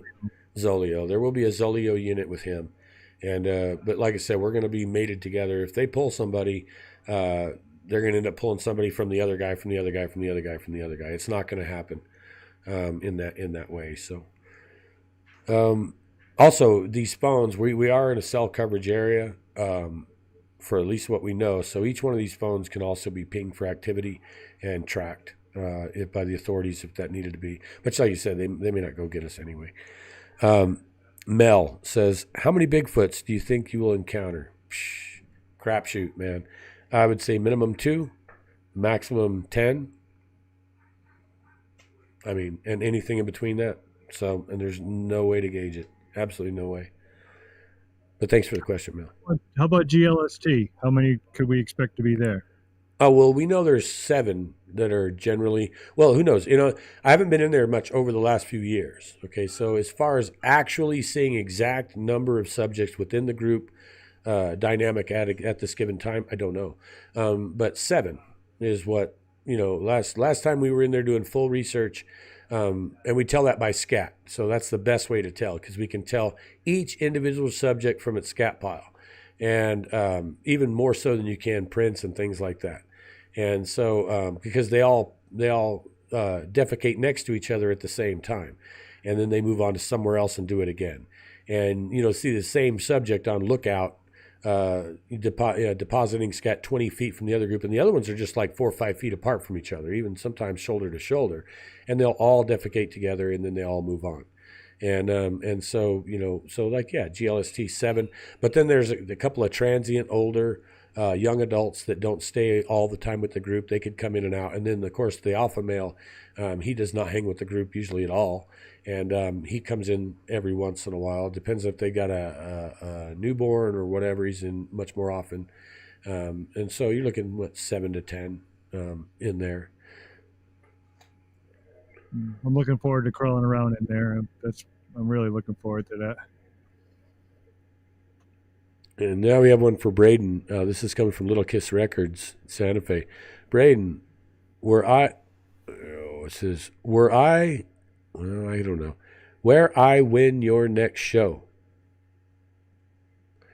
Not sure what they mean by that, but it's what it says. It says, Braden, where I win your next show. Well, if I understand that correctly, hopefully you'll be at my next show. Where if that's where you'll be when my next show. This Actually, I is don't have anything lined up right now, so sorry to disappoint you. I've got a couple things coming up, but if you're talking about the rock and roll band, we don't have a date lined up at the moment. so. This is coming from Heath, by the way. Okay, so I figured you Hi, might. Keith. Hi. Yeah, Hello. you probably know Heath, right? Yeah. Okay, cool. Peter Nelson. Do you have another question for us, Chris? I got one from BF Bud. He wants to know if you think the tree structure is covering a cave. One of the best questions I've heard. I heard it on the last feed, and I believe that's one of the best questions being presented. It's very highly possible. There's also a spring in very, very close proximity, I will say, and we don't know if it's a flower, if it's a seep, or what it is. But we know there's a wet there, and any wet or spring is potentially an excess from a cave or an ancient mine or something like that, and that potential completely exists, and which would not be out of the question for what you'd want to do to cover or camouflage an entrance like that normally would be open, that you'd have to get down, and you could build it so you have to go down and up and under or whatever to get in. Yeah, that's a great question. Will we? Especially in this area. Sorry to cut you off there, Chris. In that area, I've been up in the general area before, and there are some really interesting, craggy, hard to get to geological formations up there. Um, one that is actually even quite well known. I think I don't want to give too much else away, but But there definitely is a possibility for caves geologically in that area. Oh yeah, we're looking at limestone karst. You're looking at limestone 1,000 foot thick underneath us that has been pushed up thousands of feet by a volcanic extrusion uplift. And so not only is it likelihood, it's almost guaranteed. Because if there wasn't caverns in it before, once you lift it up and break it like that and then drain it on an angle, you're going to definitely have. And what's underneath it's all granite. So between the intrusion between the granite and the limestone is going to be absolutely caved big time. And there's not a lot of open ones on this area, this flank, that are known. So it makes it really interesting because there should be an awful lot more. And I think that's interesting as well. They may have them covered, which would be their benefit. I mean, they could sure use it. Are we going to go in? Well, that's going to be weighed at the time. I'll have some gear to do that. Yeah, absolutely. I mean, if it's able, like, say it opens up to big caverns, the whole team entering. I don't think we'd ever get a position where we wouldn't have comm to the surface. Okay. Because, I mean, I just close the hole and whenever that's it for us, right? Gotcha. So, yeah. So here I got one from Peter Nelson. Are you concerned that one will follow you? Yeah, we're counting on them following us. Now, following us home? No. If they want to do that, I'll throw him some oats, man. I'm not going to worry about it. It doesn't bother me a bit. But yeah, I expect to be followed from the first sentinel position for the duration. I don't think will ever be a time that they won't have somebody watching us, because that's what they do. They got to do that to keep their family and their group and everybody the mountain safe. They got to know they can hunt. They got to know they can move around without showing themselves or being disrupted or whatever. They got to know if they need to move up the mountain a little bit to give us leeway. All that stuff's going to happen in advance based on observation by one or another individual. We have another one real quick from Peter Nelson. It says, home. This happened to Scott Carpenter. Oh, follow you home. This happened to Scott Carpenter. Oh, yeah. And here's the deal. This is funny because we've always followed them home. So at the res, we get called up there for problems, and we go track them back to where they live, to the point they can't go anywhere else. And they start throwing rocks in the river or doing whatever, trying to scare us off. And we follow them so to get them to stop interfering with properties.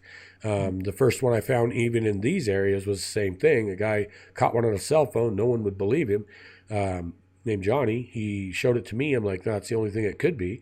Then we took over a house near there, and we found one was, well, the previous tenants were throwing food over the deck all the time down off this slope for like 2 years, all male tenants, and I guess it did what it did. But when we took over the property, yeah, he was raiding the oats, and he opened the trash can and opened the building with a latch and go in and open the oats in the trash can and get oats out of the trash can.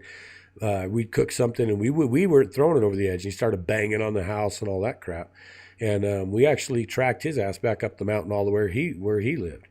And believe it or not, I lost my glasses on that mountain. And he, within a year later, he brought the glasses back down to the house for me and put them on a rock out behind the house, which I thought was pretty damn cool.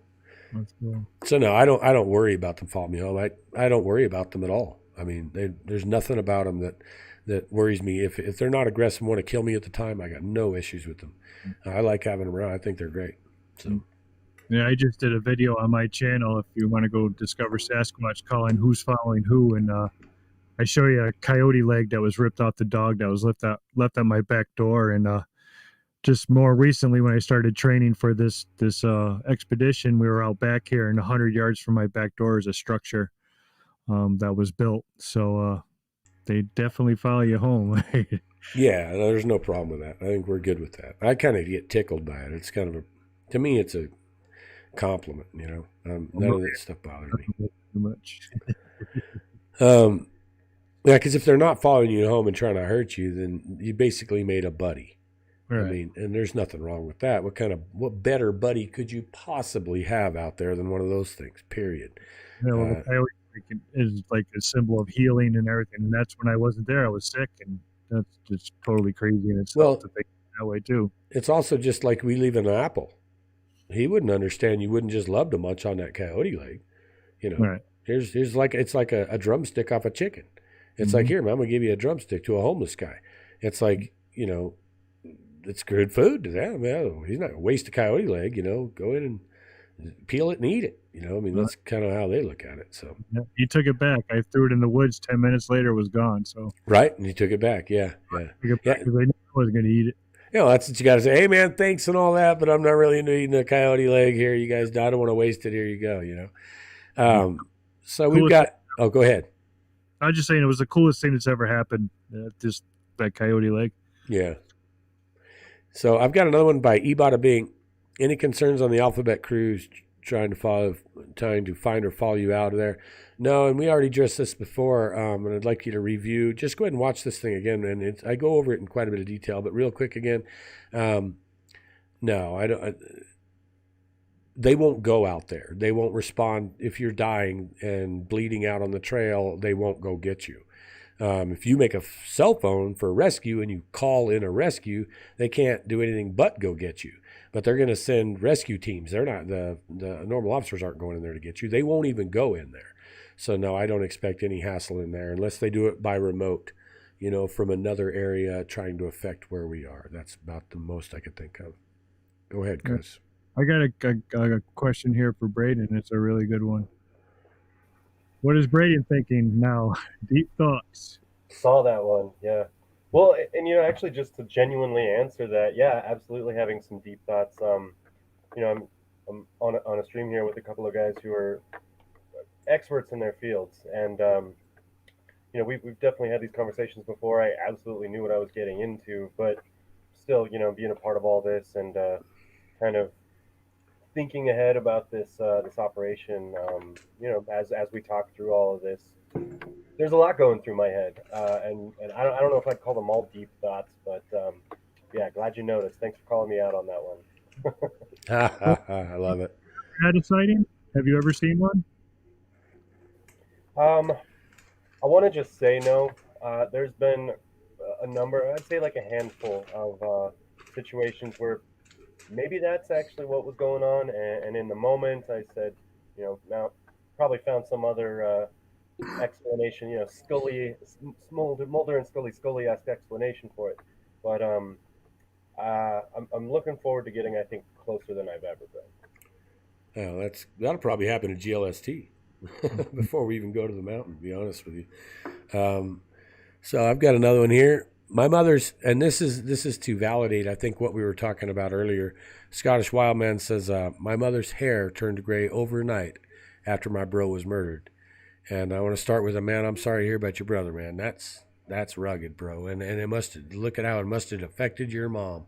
And my prayers go out to both of you for that one, man. But you're right, that absolutely can happen. People don't know that, but that can absolutely happen. And I appreciate that input. Let's see. Okay, we have an actual question. Peter Nelson, are you concerned that one will? Oh no, that's a re-ask. Yeah, Peter, I think we already got that one. So you go take it, Nick. Chris, take the next one. Oh, that's about it. I think everybody's winding down. I've got one from Fred Sparks. It says, dude, how do I get on the team? I'll tell you right now, Fred, if you think you're close enough and you think you can make this happen in I'm just going to say a very, very, very short period of time, reach out to me, reach out to us. You can write me, you can write us, you can write me personally. You can contact Chris or Reinhardt. I don't have my email up, I don't believe, but it is the words explore it all and put underscore in the spaces at hotmail.com or right there you go. Just write Chris at discoversasquatch@gmail.com and you've got it.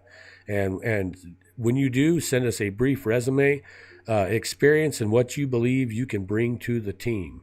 So we do not do this for personal entertainment or experience for anybody involved. That's not why we're doing this. We need to know that you have something to contribute to help make this happen. And you'd be surprised the doors we could open, Fred. So thank you for reaching out. I got another one here. It's how many batteries are you taking, and do you have the capability to recharge them? Yeah. So I mean, collectively, we have hundreds and hundreds of amp hours of power and recharge ability. And that basically means 1 amp for an hour. And most of these devices run a lot less than that. So your phone, a standard phone block charger is usually around 1 amp to 1.5 amp. And we have hundreds and hundreds of amp hour charge ability. I'll be bringing, just myself, and I know there's others, I'll be bringing a 48,600 milliamp hour. So that's 48 amp hours in that one unit rechargeability. Then I'll be bringing a 26,800. I'll be bringing two 20,000s. And then another, what's the other one?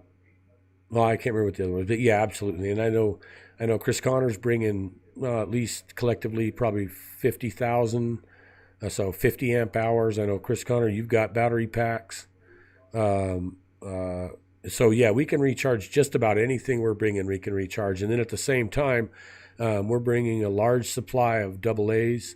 AAA's, as well as my thermal will run. I got 4 batteries from that, 5 to 6 hours per battery.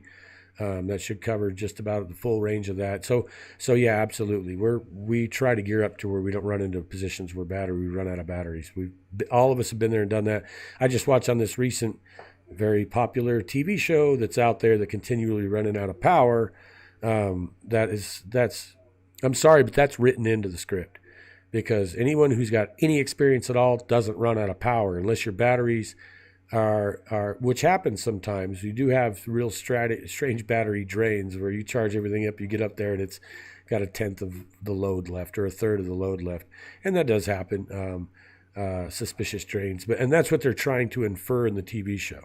But needless to say, I could have suspicious drains all day long. I'm still going to pull another battery out, and we're still going to do it again. So that's kind of the thing. It's not necessarily a consideration at that point. Thanks for asking that. That was Randy Mahoney. Thank you. Another one, Skunk Ape Dude says, "Hey Rob, you guys considered how to individually deal with an ambush, like play dead with grizzly or fight back for black bears?" Well, this is a simple question to answer. There's no such thing as fighting back. Sorry, bro. Ain't going to happen. Playing dead? Well, they're not going to believe you're dead. You could definitely take a subordinate position. That's probably a good role because you're not going to take an aggressive one. Now, I've got anyone who's watched me when I got hit by a rock, I reacted him improperly. I stood up and threatened to throw the rock back at him. That's a wrong thing to do. Don't do that. That's bad because, man, they could just pulverize you and rip you in half in a heartbeat. You don't play that game. This is a game of respect. And we have to give admiration and respect. We have to respect them as what they are, as intelligent, thinking, sentient animals. And then we have to admire their ability to wipe us off the map. And that's what's going to keep you safe. That's the best you can get. So we get bluff charge, we're going to politely move. If we got full camp set up and we're engaging our perimeter and they want to bluff charge us out, that's going to get weighed and measured just a little bitty bit. Are they just trying to scare us and keep us here, or are they really trying to make us leave right now? And that's something you can only figure out if the time happens. But we're not going to push it. I mean, we're not going to push it to the point of somebody getting hurt. We will push it a little, but we're not going to go that far. So hopefully. What is the use of the lodge to these bugs? I would assume it's a retreat, or like it could be a large cover to a cave system that's used by several groups. Maybe these are 5 family units that all share a cavern, and these are just the big males doing the work outside together. Or maybe it's like a lodge feature like the Native Americans do, to where you'll build a lodge high in the mountains and only the males will go there. Or only the big males to go there to basically escape the family drama half the time, and that it could be that. I would imagine it also makes some type of coverage or warm retreat in midwinter, things like that. But I can only guess. Really, can only really guess, at least until we take a better look. Like I said, there is the chance this isn't Bigfoot related. We're going to have to look and see. That would be a slim chance, given that, but. And then someone does give us a little. I'll read this real quick. Bioscience says, and this is Bro Science says, between Fenton Lake, north of Abiquiu, must be chock full of them, Kreider. So yeah, no, I would imagine so. You wouldn't believe how many areas: the Jemez, North America, north of Mora, Red River, Pecos, all those areas are loaded. Manzanos, Sandias, they're all loaded. The Chuscas are loaded. They're everywhere. Even in the high desert regions out here where we are in Tucumcari, there's subjects out here too. So you bet they are everywhere. They basically anywhere there's water and resources and cover, they're going to be. And temperature is not that big an issue. Rainfall is not that big an issue if there's water. I mean, rainfall isn't the only way you get water. So, and that can be stock tanks too. I mean, you have to really factor in all this stuff. It says, do you know the minerals made up the mountain, quartz and granite, blah blah blah. So, like I said, I don't give too much information to which mountain we're on. There are many that are described as I've described it so far, and we don't like to really go into much more description than that, other than to say, yeah, granite with a limestone uplift. But that's the same thing for a lot of north central New Mexico was basically a flat ocean bed at one time, and then it went through some tremendous vulcanization with the Valles Caldera going blasting off, and then a few three major other big blasts in some different regions, and some basalt covering and stuff like that. So it all is kind of has that makeup at one point or another. And then Steve Bell, what does Brandon have for equipment? So what are you bringing for equipment? And I'm going to say before you even answer that, or Braden, I'm going to say it before you even answer that.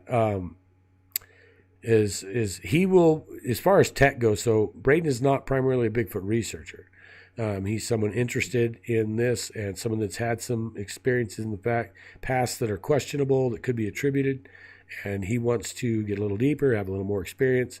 So as far as Bigfoot related equipment, we don't expect Braden to necessarily bring anything like that. We all have a surplus of equipment. Like some of us are bringing 6 and 8 cameras. So there will always be equipment for him, but I will let him answer that question himself. So what type of equipment will you be bringing with us, Braden? Yeah, on the tech spectrum, Robert nailed it right there. I have not spent any amount of time really investing in the kind of tech that these guys are going to be bringing out. So I don't think I can quite compete in that arena. Of course, I'm going to be bringing everything I need for myself so that I just won't be a burden on the rest of the group. That's going to be helpful, I think. But of course, I'm going to have some of my own real basic equipment to document, probably more documenting what's going on as an operation more so than actually collecting data myself. Yeah, and I'm going to say I think that's going to be a great asset because almost everyone else going has their methodology and they have their way of doing their investigating and evidence collection, evidence recon, and we really didn't have anyone that wasn't going to be focused in that way that could be recording what the hell's going on. And I think that's going to be a huge, huge asset. I mean, a huge asset. I'm sure Braden can run a camera. He's totally tech savvy. He's someone that I'm totally confident I can say here and here's how to run it, and he'll figure out the rest. And I think that's going to be a good asset. So, good question. 100%. Here's a good one. Scottish Wildman. Who's taking the rocket launcher and the grenades? I love it. Thanks for asking. That's hilarious. That's about what it would take, too, I think. So Little Kiss Records, are house slaps friendly? Let's see. So one night we were cooking bacon wrapped pollock, and we were cooking that, which is very odoriferous, and it was going out the vent. And then we finished that, and my gal at the time was then making a chocolate cake, and we had a house slap that felt like it knocked the place off the foundations. And to the point that I thought one of the horses must have got out. It was a mobile home, a double wide, but a double wide set down on a concrete foundation. If you've ever seen that, they dig out from under them and they set them down. So it looks kind of like a house. And something hit the wall so hard it felt like it moved the building, and right next to us. And I thought, damn, a horse got out and got spooked and jumped back with his ass and hit the wall. It's the only thing I can imagine could have hit a horse, get a wall that hard. And it wasn't. It was definitely a big Bigfoot. And it was the one we followed home later. And he's actually a 9.5 foot. He's got a little over 16-inch foot. He hit that damn thing hard enough. I don't know what he hit it with. There was no mark on the side per se, other than kind of a shallow. There was no dent. There was like an area that had been kind of depressed on the corner of the building there, but he didn't hit the sheeting, so he didn't cave it in. But you could definitely see where something had pushed on it. Pretty good. Oh, that's kind of interesting, because I was giving my guys meat for a little while, and then they started getting close to the house, so we stopped, and then they started slapping the house. Yeah, oh yeah, give me some more meat, man. Straight up. It's about food. That's pretty. And that's not aggressive. That's really just to let you know they're there. Yeah, they want food. They want that meat. Yeah, and isn't that trying to be mean and say, give me the meat? It's like, hey, we're out here, Chris. Why aren't you throwing us meat, bud? How long did it go before they stopped doing that? How long before they gave up? That's an interesting. That tells. They gave up. Well, see, this wasn't my. This is just where I go. My buddy and his wife lived there, and they would come. They came down to there's like a creek that goes down the back of their house, and they would come down to the edge of the creek for a while after the house slap. But then we were there regularly 3-4 times a week. Yeah. So we were up at my area all the time, giving them the peanut butter and the apples, but they got over that quick. I mean, the house slap only happened twice. Yeah, and that's probably because they're more intelligent than a normal animal. So in other words, you can expose a cat to a food source, and then it can not be one time, and then it not be there the next time, and they'll check 10 more times. They won't give up. Bear like that too. They'll see it as potential, and they have this high hope, and they'll just keep checking it. But I've noticed with the Bigfoot species, you kind of say, if you don't give it to them twice, they figure you're saying no, and once they get a no, they just don't come back. Yeah, more intelligent. Mel says we'd be bringing a Sherman. I would suppose that means tank. I think that's hilarious too. Says, what's your thoughts on eye shine as opposed to eye glow bioluminescence with Big BF? Well, okay, so this is another one that we need to really look at how refraction and optics work, and how an eye, the size of their eye, and how much light can be amplified and reflected back through a lens. And I'm telling you, I've been around hundreds of them, and this is not an exaggeration. Anybody doesn't believe it, just go look at the stuff we have posted and realize that's 1/10 to 1/100th of what we've experienced, and you'll see what I mean. But we've been around hundreds of them, and in different states and different areas, and I have never, ever seen one's eyes bioluminesce on its own. Now, when people say, I didn't have any lights on, or I didn't have anything, okay, well, you tell me they're standing out there somewhere that is pitch black and they cannot see their hand in front of their face. And who's out in dark? You can't walk, because you can't walk if it's that dark. So, so people say, well, it was dark and I couldn't. Well, it looks dark to you because you can't see anything. And then what you see is red being reflected back at you. So what's happening is something is gathering enough light from the ambient light in the source.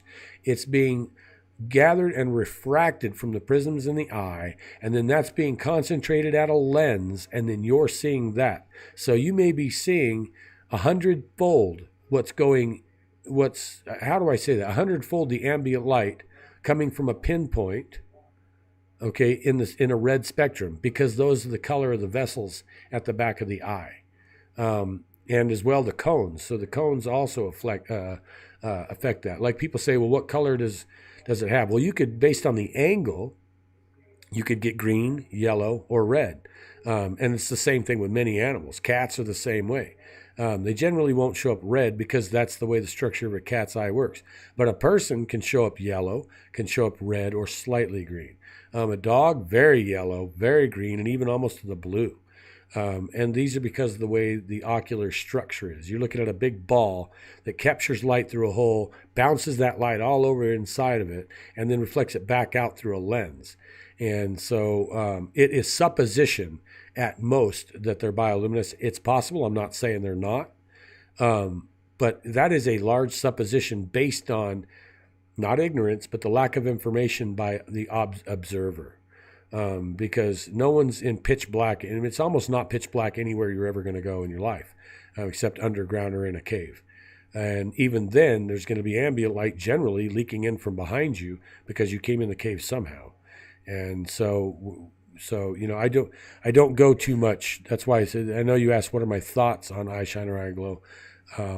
And those are not just my thoughts, but that's my observations of the physical world for the last 10 to 12 years after very intense research. And I've got the kind of mind that if I felt it was bioluminescence, I would say something. But in hundreds and hundreds of examples, if the species was capable of bioluminescence, it should be a trait that they all share. Or all share after a certain age or something like that. But it's not going to be something that one individual out of 100 possesses a bioluminescence. Now, remember, you may not be looking at a Bigfoot. There's a lot of things out there that will show itself as a Bigfoot, present itself as a Bigfoot that is not a Bigfoot, both etheric and physical. Okay, so just because we see it doesn't mean that's what we're seeing. And this is something that everyone needs to really pay attention to. An apparition if an apparition can shove her over a chair, or an apparition can show up as solid one moment or not, or if a demon can show up as a 5-year-old girl, you bet your damn life that an apparition can show up as a Bigfoot. As well, you're looking at advanced technologies these days. There are technologies out there that everything from the large suit to the cloaking to bioluminescent eyes and everything could be attributed to DOD researched infiltration suits and things like that, what we call mech suits and things, specialized gear. And trust me, if you're not right there smelling it, sniffing it, and taking it home with you, you're not going to know the difference. It doesn't pay for that. And these are things that just all need to be factored in. So let's go. We're almost done here, I believe. So what is your biggest fear on this expedition? Anyone else other than me being injured. That's from natural injury like twisting an ankle or at the worst case scenario, what they possibly could be. That's my worst fear, is my other team members suffering an injury, period. Man, that's the truth. It says, Rob Orsburn just subbed the channel. Thanks, man. You better resub again and resub the next day because you may be unsubbed very quickly, but I appreciate it, Rob Osborne. Thank you. It says, let's see. What the moon phase consists on date of... Was moon phase considered on date of insertion? If so, why? Yeah, absolutely. We considered it, but we're going to have a thick canopy anyway.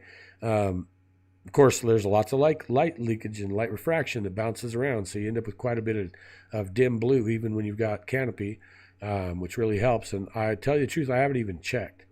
And mainly because we're going to be under so much illumination. We've got a lot of IR and a lot of thermal, and we're going to be depending on that for the mainstay. And we're not going to be moving a lot at night. Our night positions are going to be static. That is out of respect for the species. They don't need us crawling all over that mountain. They need to hunt every night. They don't need us running game off. They don't need us cruising all over the place looking for them. That's just disrespectful. And I do it sometimes. We absolutely do it at GLST. We do it other places. But I think in this case, it's all going to be static placement around our camp. And so we just didn't check on that, to be honest with you. Although I don't think we're going to have any light at all, to be quite frank about it. I don't think we even have a moon. It says, do you think it might be a ceremonial area if they could get really pissed off? Yeah, that's exactly what I think. I think this is where you don't want to go. This is a biker lodge. This is same thing where the biker they have their bar. No other bikers go to their bar. This is their hangout. This is their spot, right? You have Native Americans who build a kiva, and only the adult males go into that kiva, and that's it. You have places in the mountains where only specific people, and you've got that in tribes worldwide.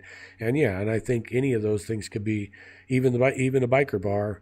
Well, if it's those guys' bar and nobody else's, I think those are all ceremonial locations, and these are the most dangerous places to visit, which is why we're going to do a grazing blow during the research. We're not going to hang out there. We're not going to trap them there. We're not going to try to film them there. We're going to go through there, take a look, get as close as we can, do the best investigation we can, and move on through. So And I think we're getting close here. Yeah, I did. Little Kiss Records after getting hit with a Robert called the rock throwing at homies. Yeah, I did. I thought Holmes. Yeah, I said that's right. I called him Holmes.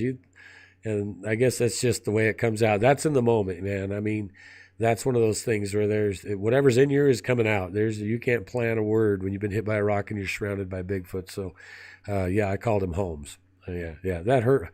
I know what I say. I know Holmes. If I throw it back, it's gonna hurt or something like that. But yeah, I called him Holmes. I didn't mean to. I could have called him Dude, I guess, too. Yeah, and I'm going to mention this because of what you wrote, Skunk Ape Dude. It says, prayer of faith will stop apparitions. You must take authority in Jesus' name over them. And absolutely, absolutely, I live by it, dude. And that's the main reason I'm not scared to go do what we're going to do. Because the reason we're doing this, I'm going to let you all know right now, this is KX in a nutshell. We're going to show you the truth. We're going to peel back the veil. We're going to be a thorn in the authorities' ass or anybody else who's ever tried to mislead you, hide anything from you, or anything else.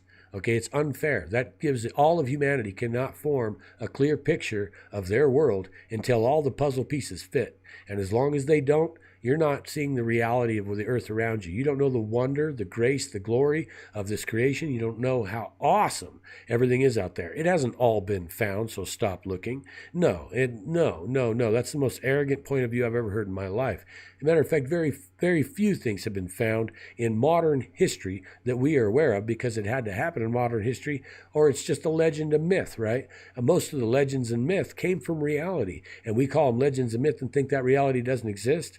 We're here to show you the potential for that is more and higher than you would ever imagine. We're here to bring truth forward, and that's what we do. And the reason being is this. God stated, especially in these times, what was done in the dark shall be brought to the light. It said, even the things that are buried shall be uncovered. Someone has to do that. Someone has to do that. That's why people say you're crazy for going to the lodge. No, somebody has to answer these questions. Somebody has to do that because collectively we are all being ripped off, man. Every single one of us. This has pissed me off since I was 6 years old.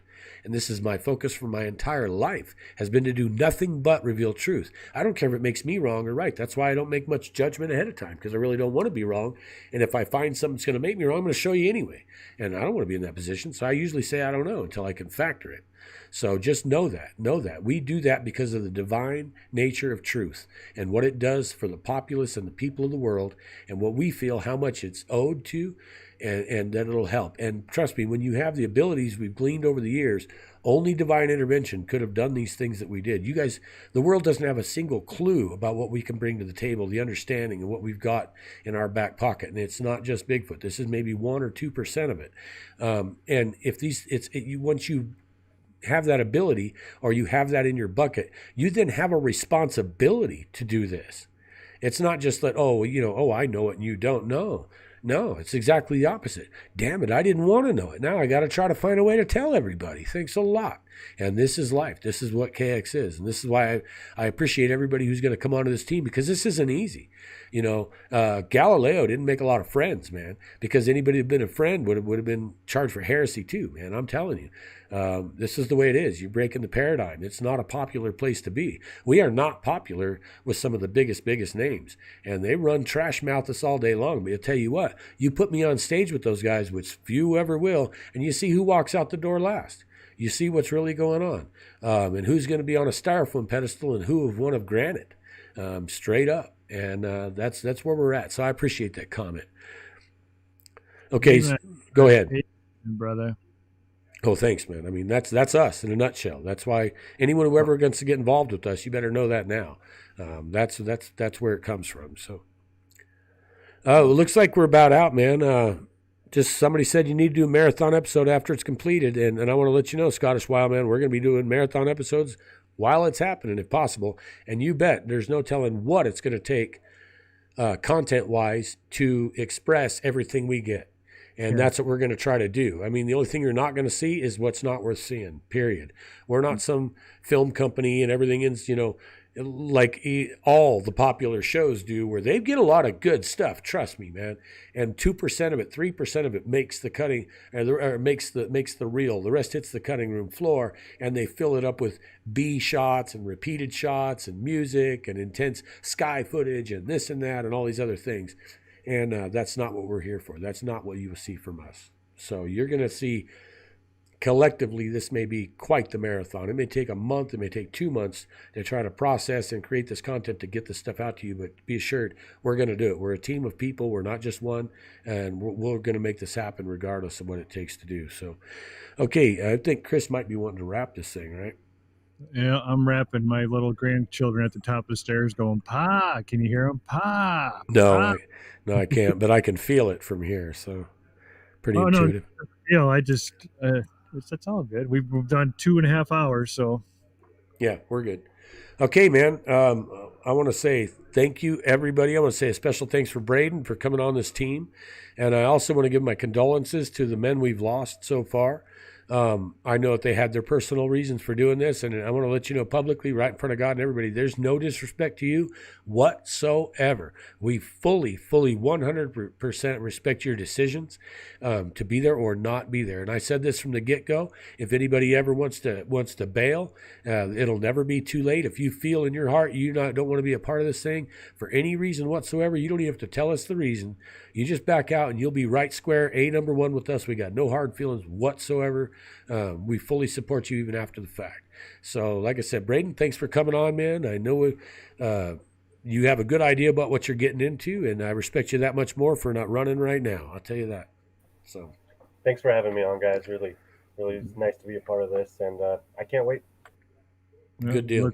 Look forward to meeting you. Look forward to working with you. And can you guys tell that Robert's a little pumped up?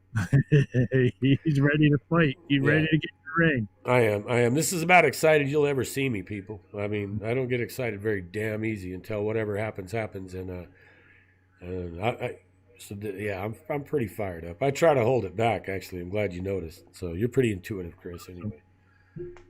It's awesome. It's awesome. I just want to say before we go, a happy birthday to our friend Joe Parker. It's his birthday today. Just want to say a big happy birthday before.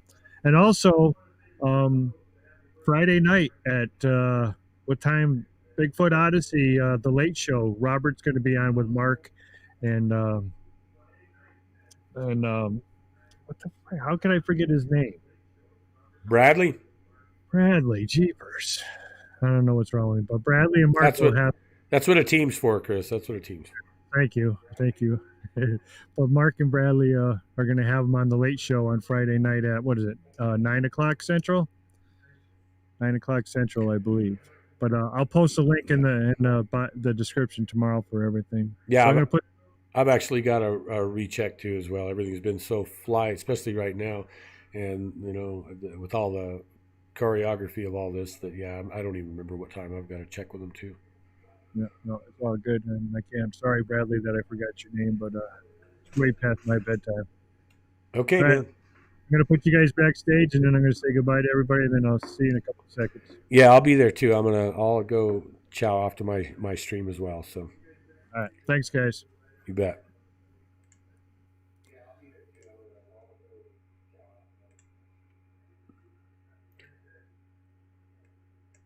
Okay, I want to thank all the KX crowd for hanging out with us this evening. It was great. Had a great turnout. Some awesome questions, you guys. It's so wonderful to see the collective interest and to know that you guys are behind us and support us. I don't know what to say. I'm so grateful, and I'm grateful for those of you that stood up to try to, for one, help KX stay alive here and keep our streams up and running. Like our Patreon supporters, I want to give you guys a shout out to Michael Gann, Todd Harris, Katie B, Cheryl Carter, Ronald Williams, and Florence Welch. Can't appreciate you enough. We spend an awful lot to keep the website and keep these streams and all this happening, and you guys are covering over 2/3 of that right now, and I really appreciate it. And I'll say to everybody else, if you can jump on and support us on Patreon, that'd be great. If you can't, you can't. Don't really care. The best thing you can do possibly is to share this on every social site you can.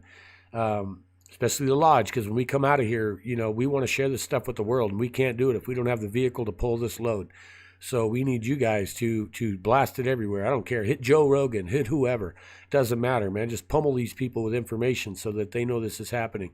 I look at my own groups and groups I admin, and I ask members, I ask the other admins, have you heard of our expedition? And they say no. And that blows my mind, you know, that the admins in their own groups don't even know we're doing this and we're posting it in their group. So whatever you guys can do to bust the algorithm, whatever you can do to bust the censorship, to bust the shadow banning, with all of us, they can't do a damn thing about it. So share it, share it, share it. And if you enjoyed it, don't hesitate, please, to drop that like. That lets me know that I have people out there that appreciate it, and it actually helps push the YouTube algorithm around. And like I said, subscribe for future events. Hit that notification bell to stay up on everything. And but don't count on it. Recheck it, because likelihood very shortly you'll be unsubscribed. So again, with that, I'm going to say thanks again. And yeah, you'll see a video or two up from us before this, just on equipment and gear. And then next from that, man, it's going to be the deed. So thank you very much.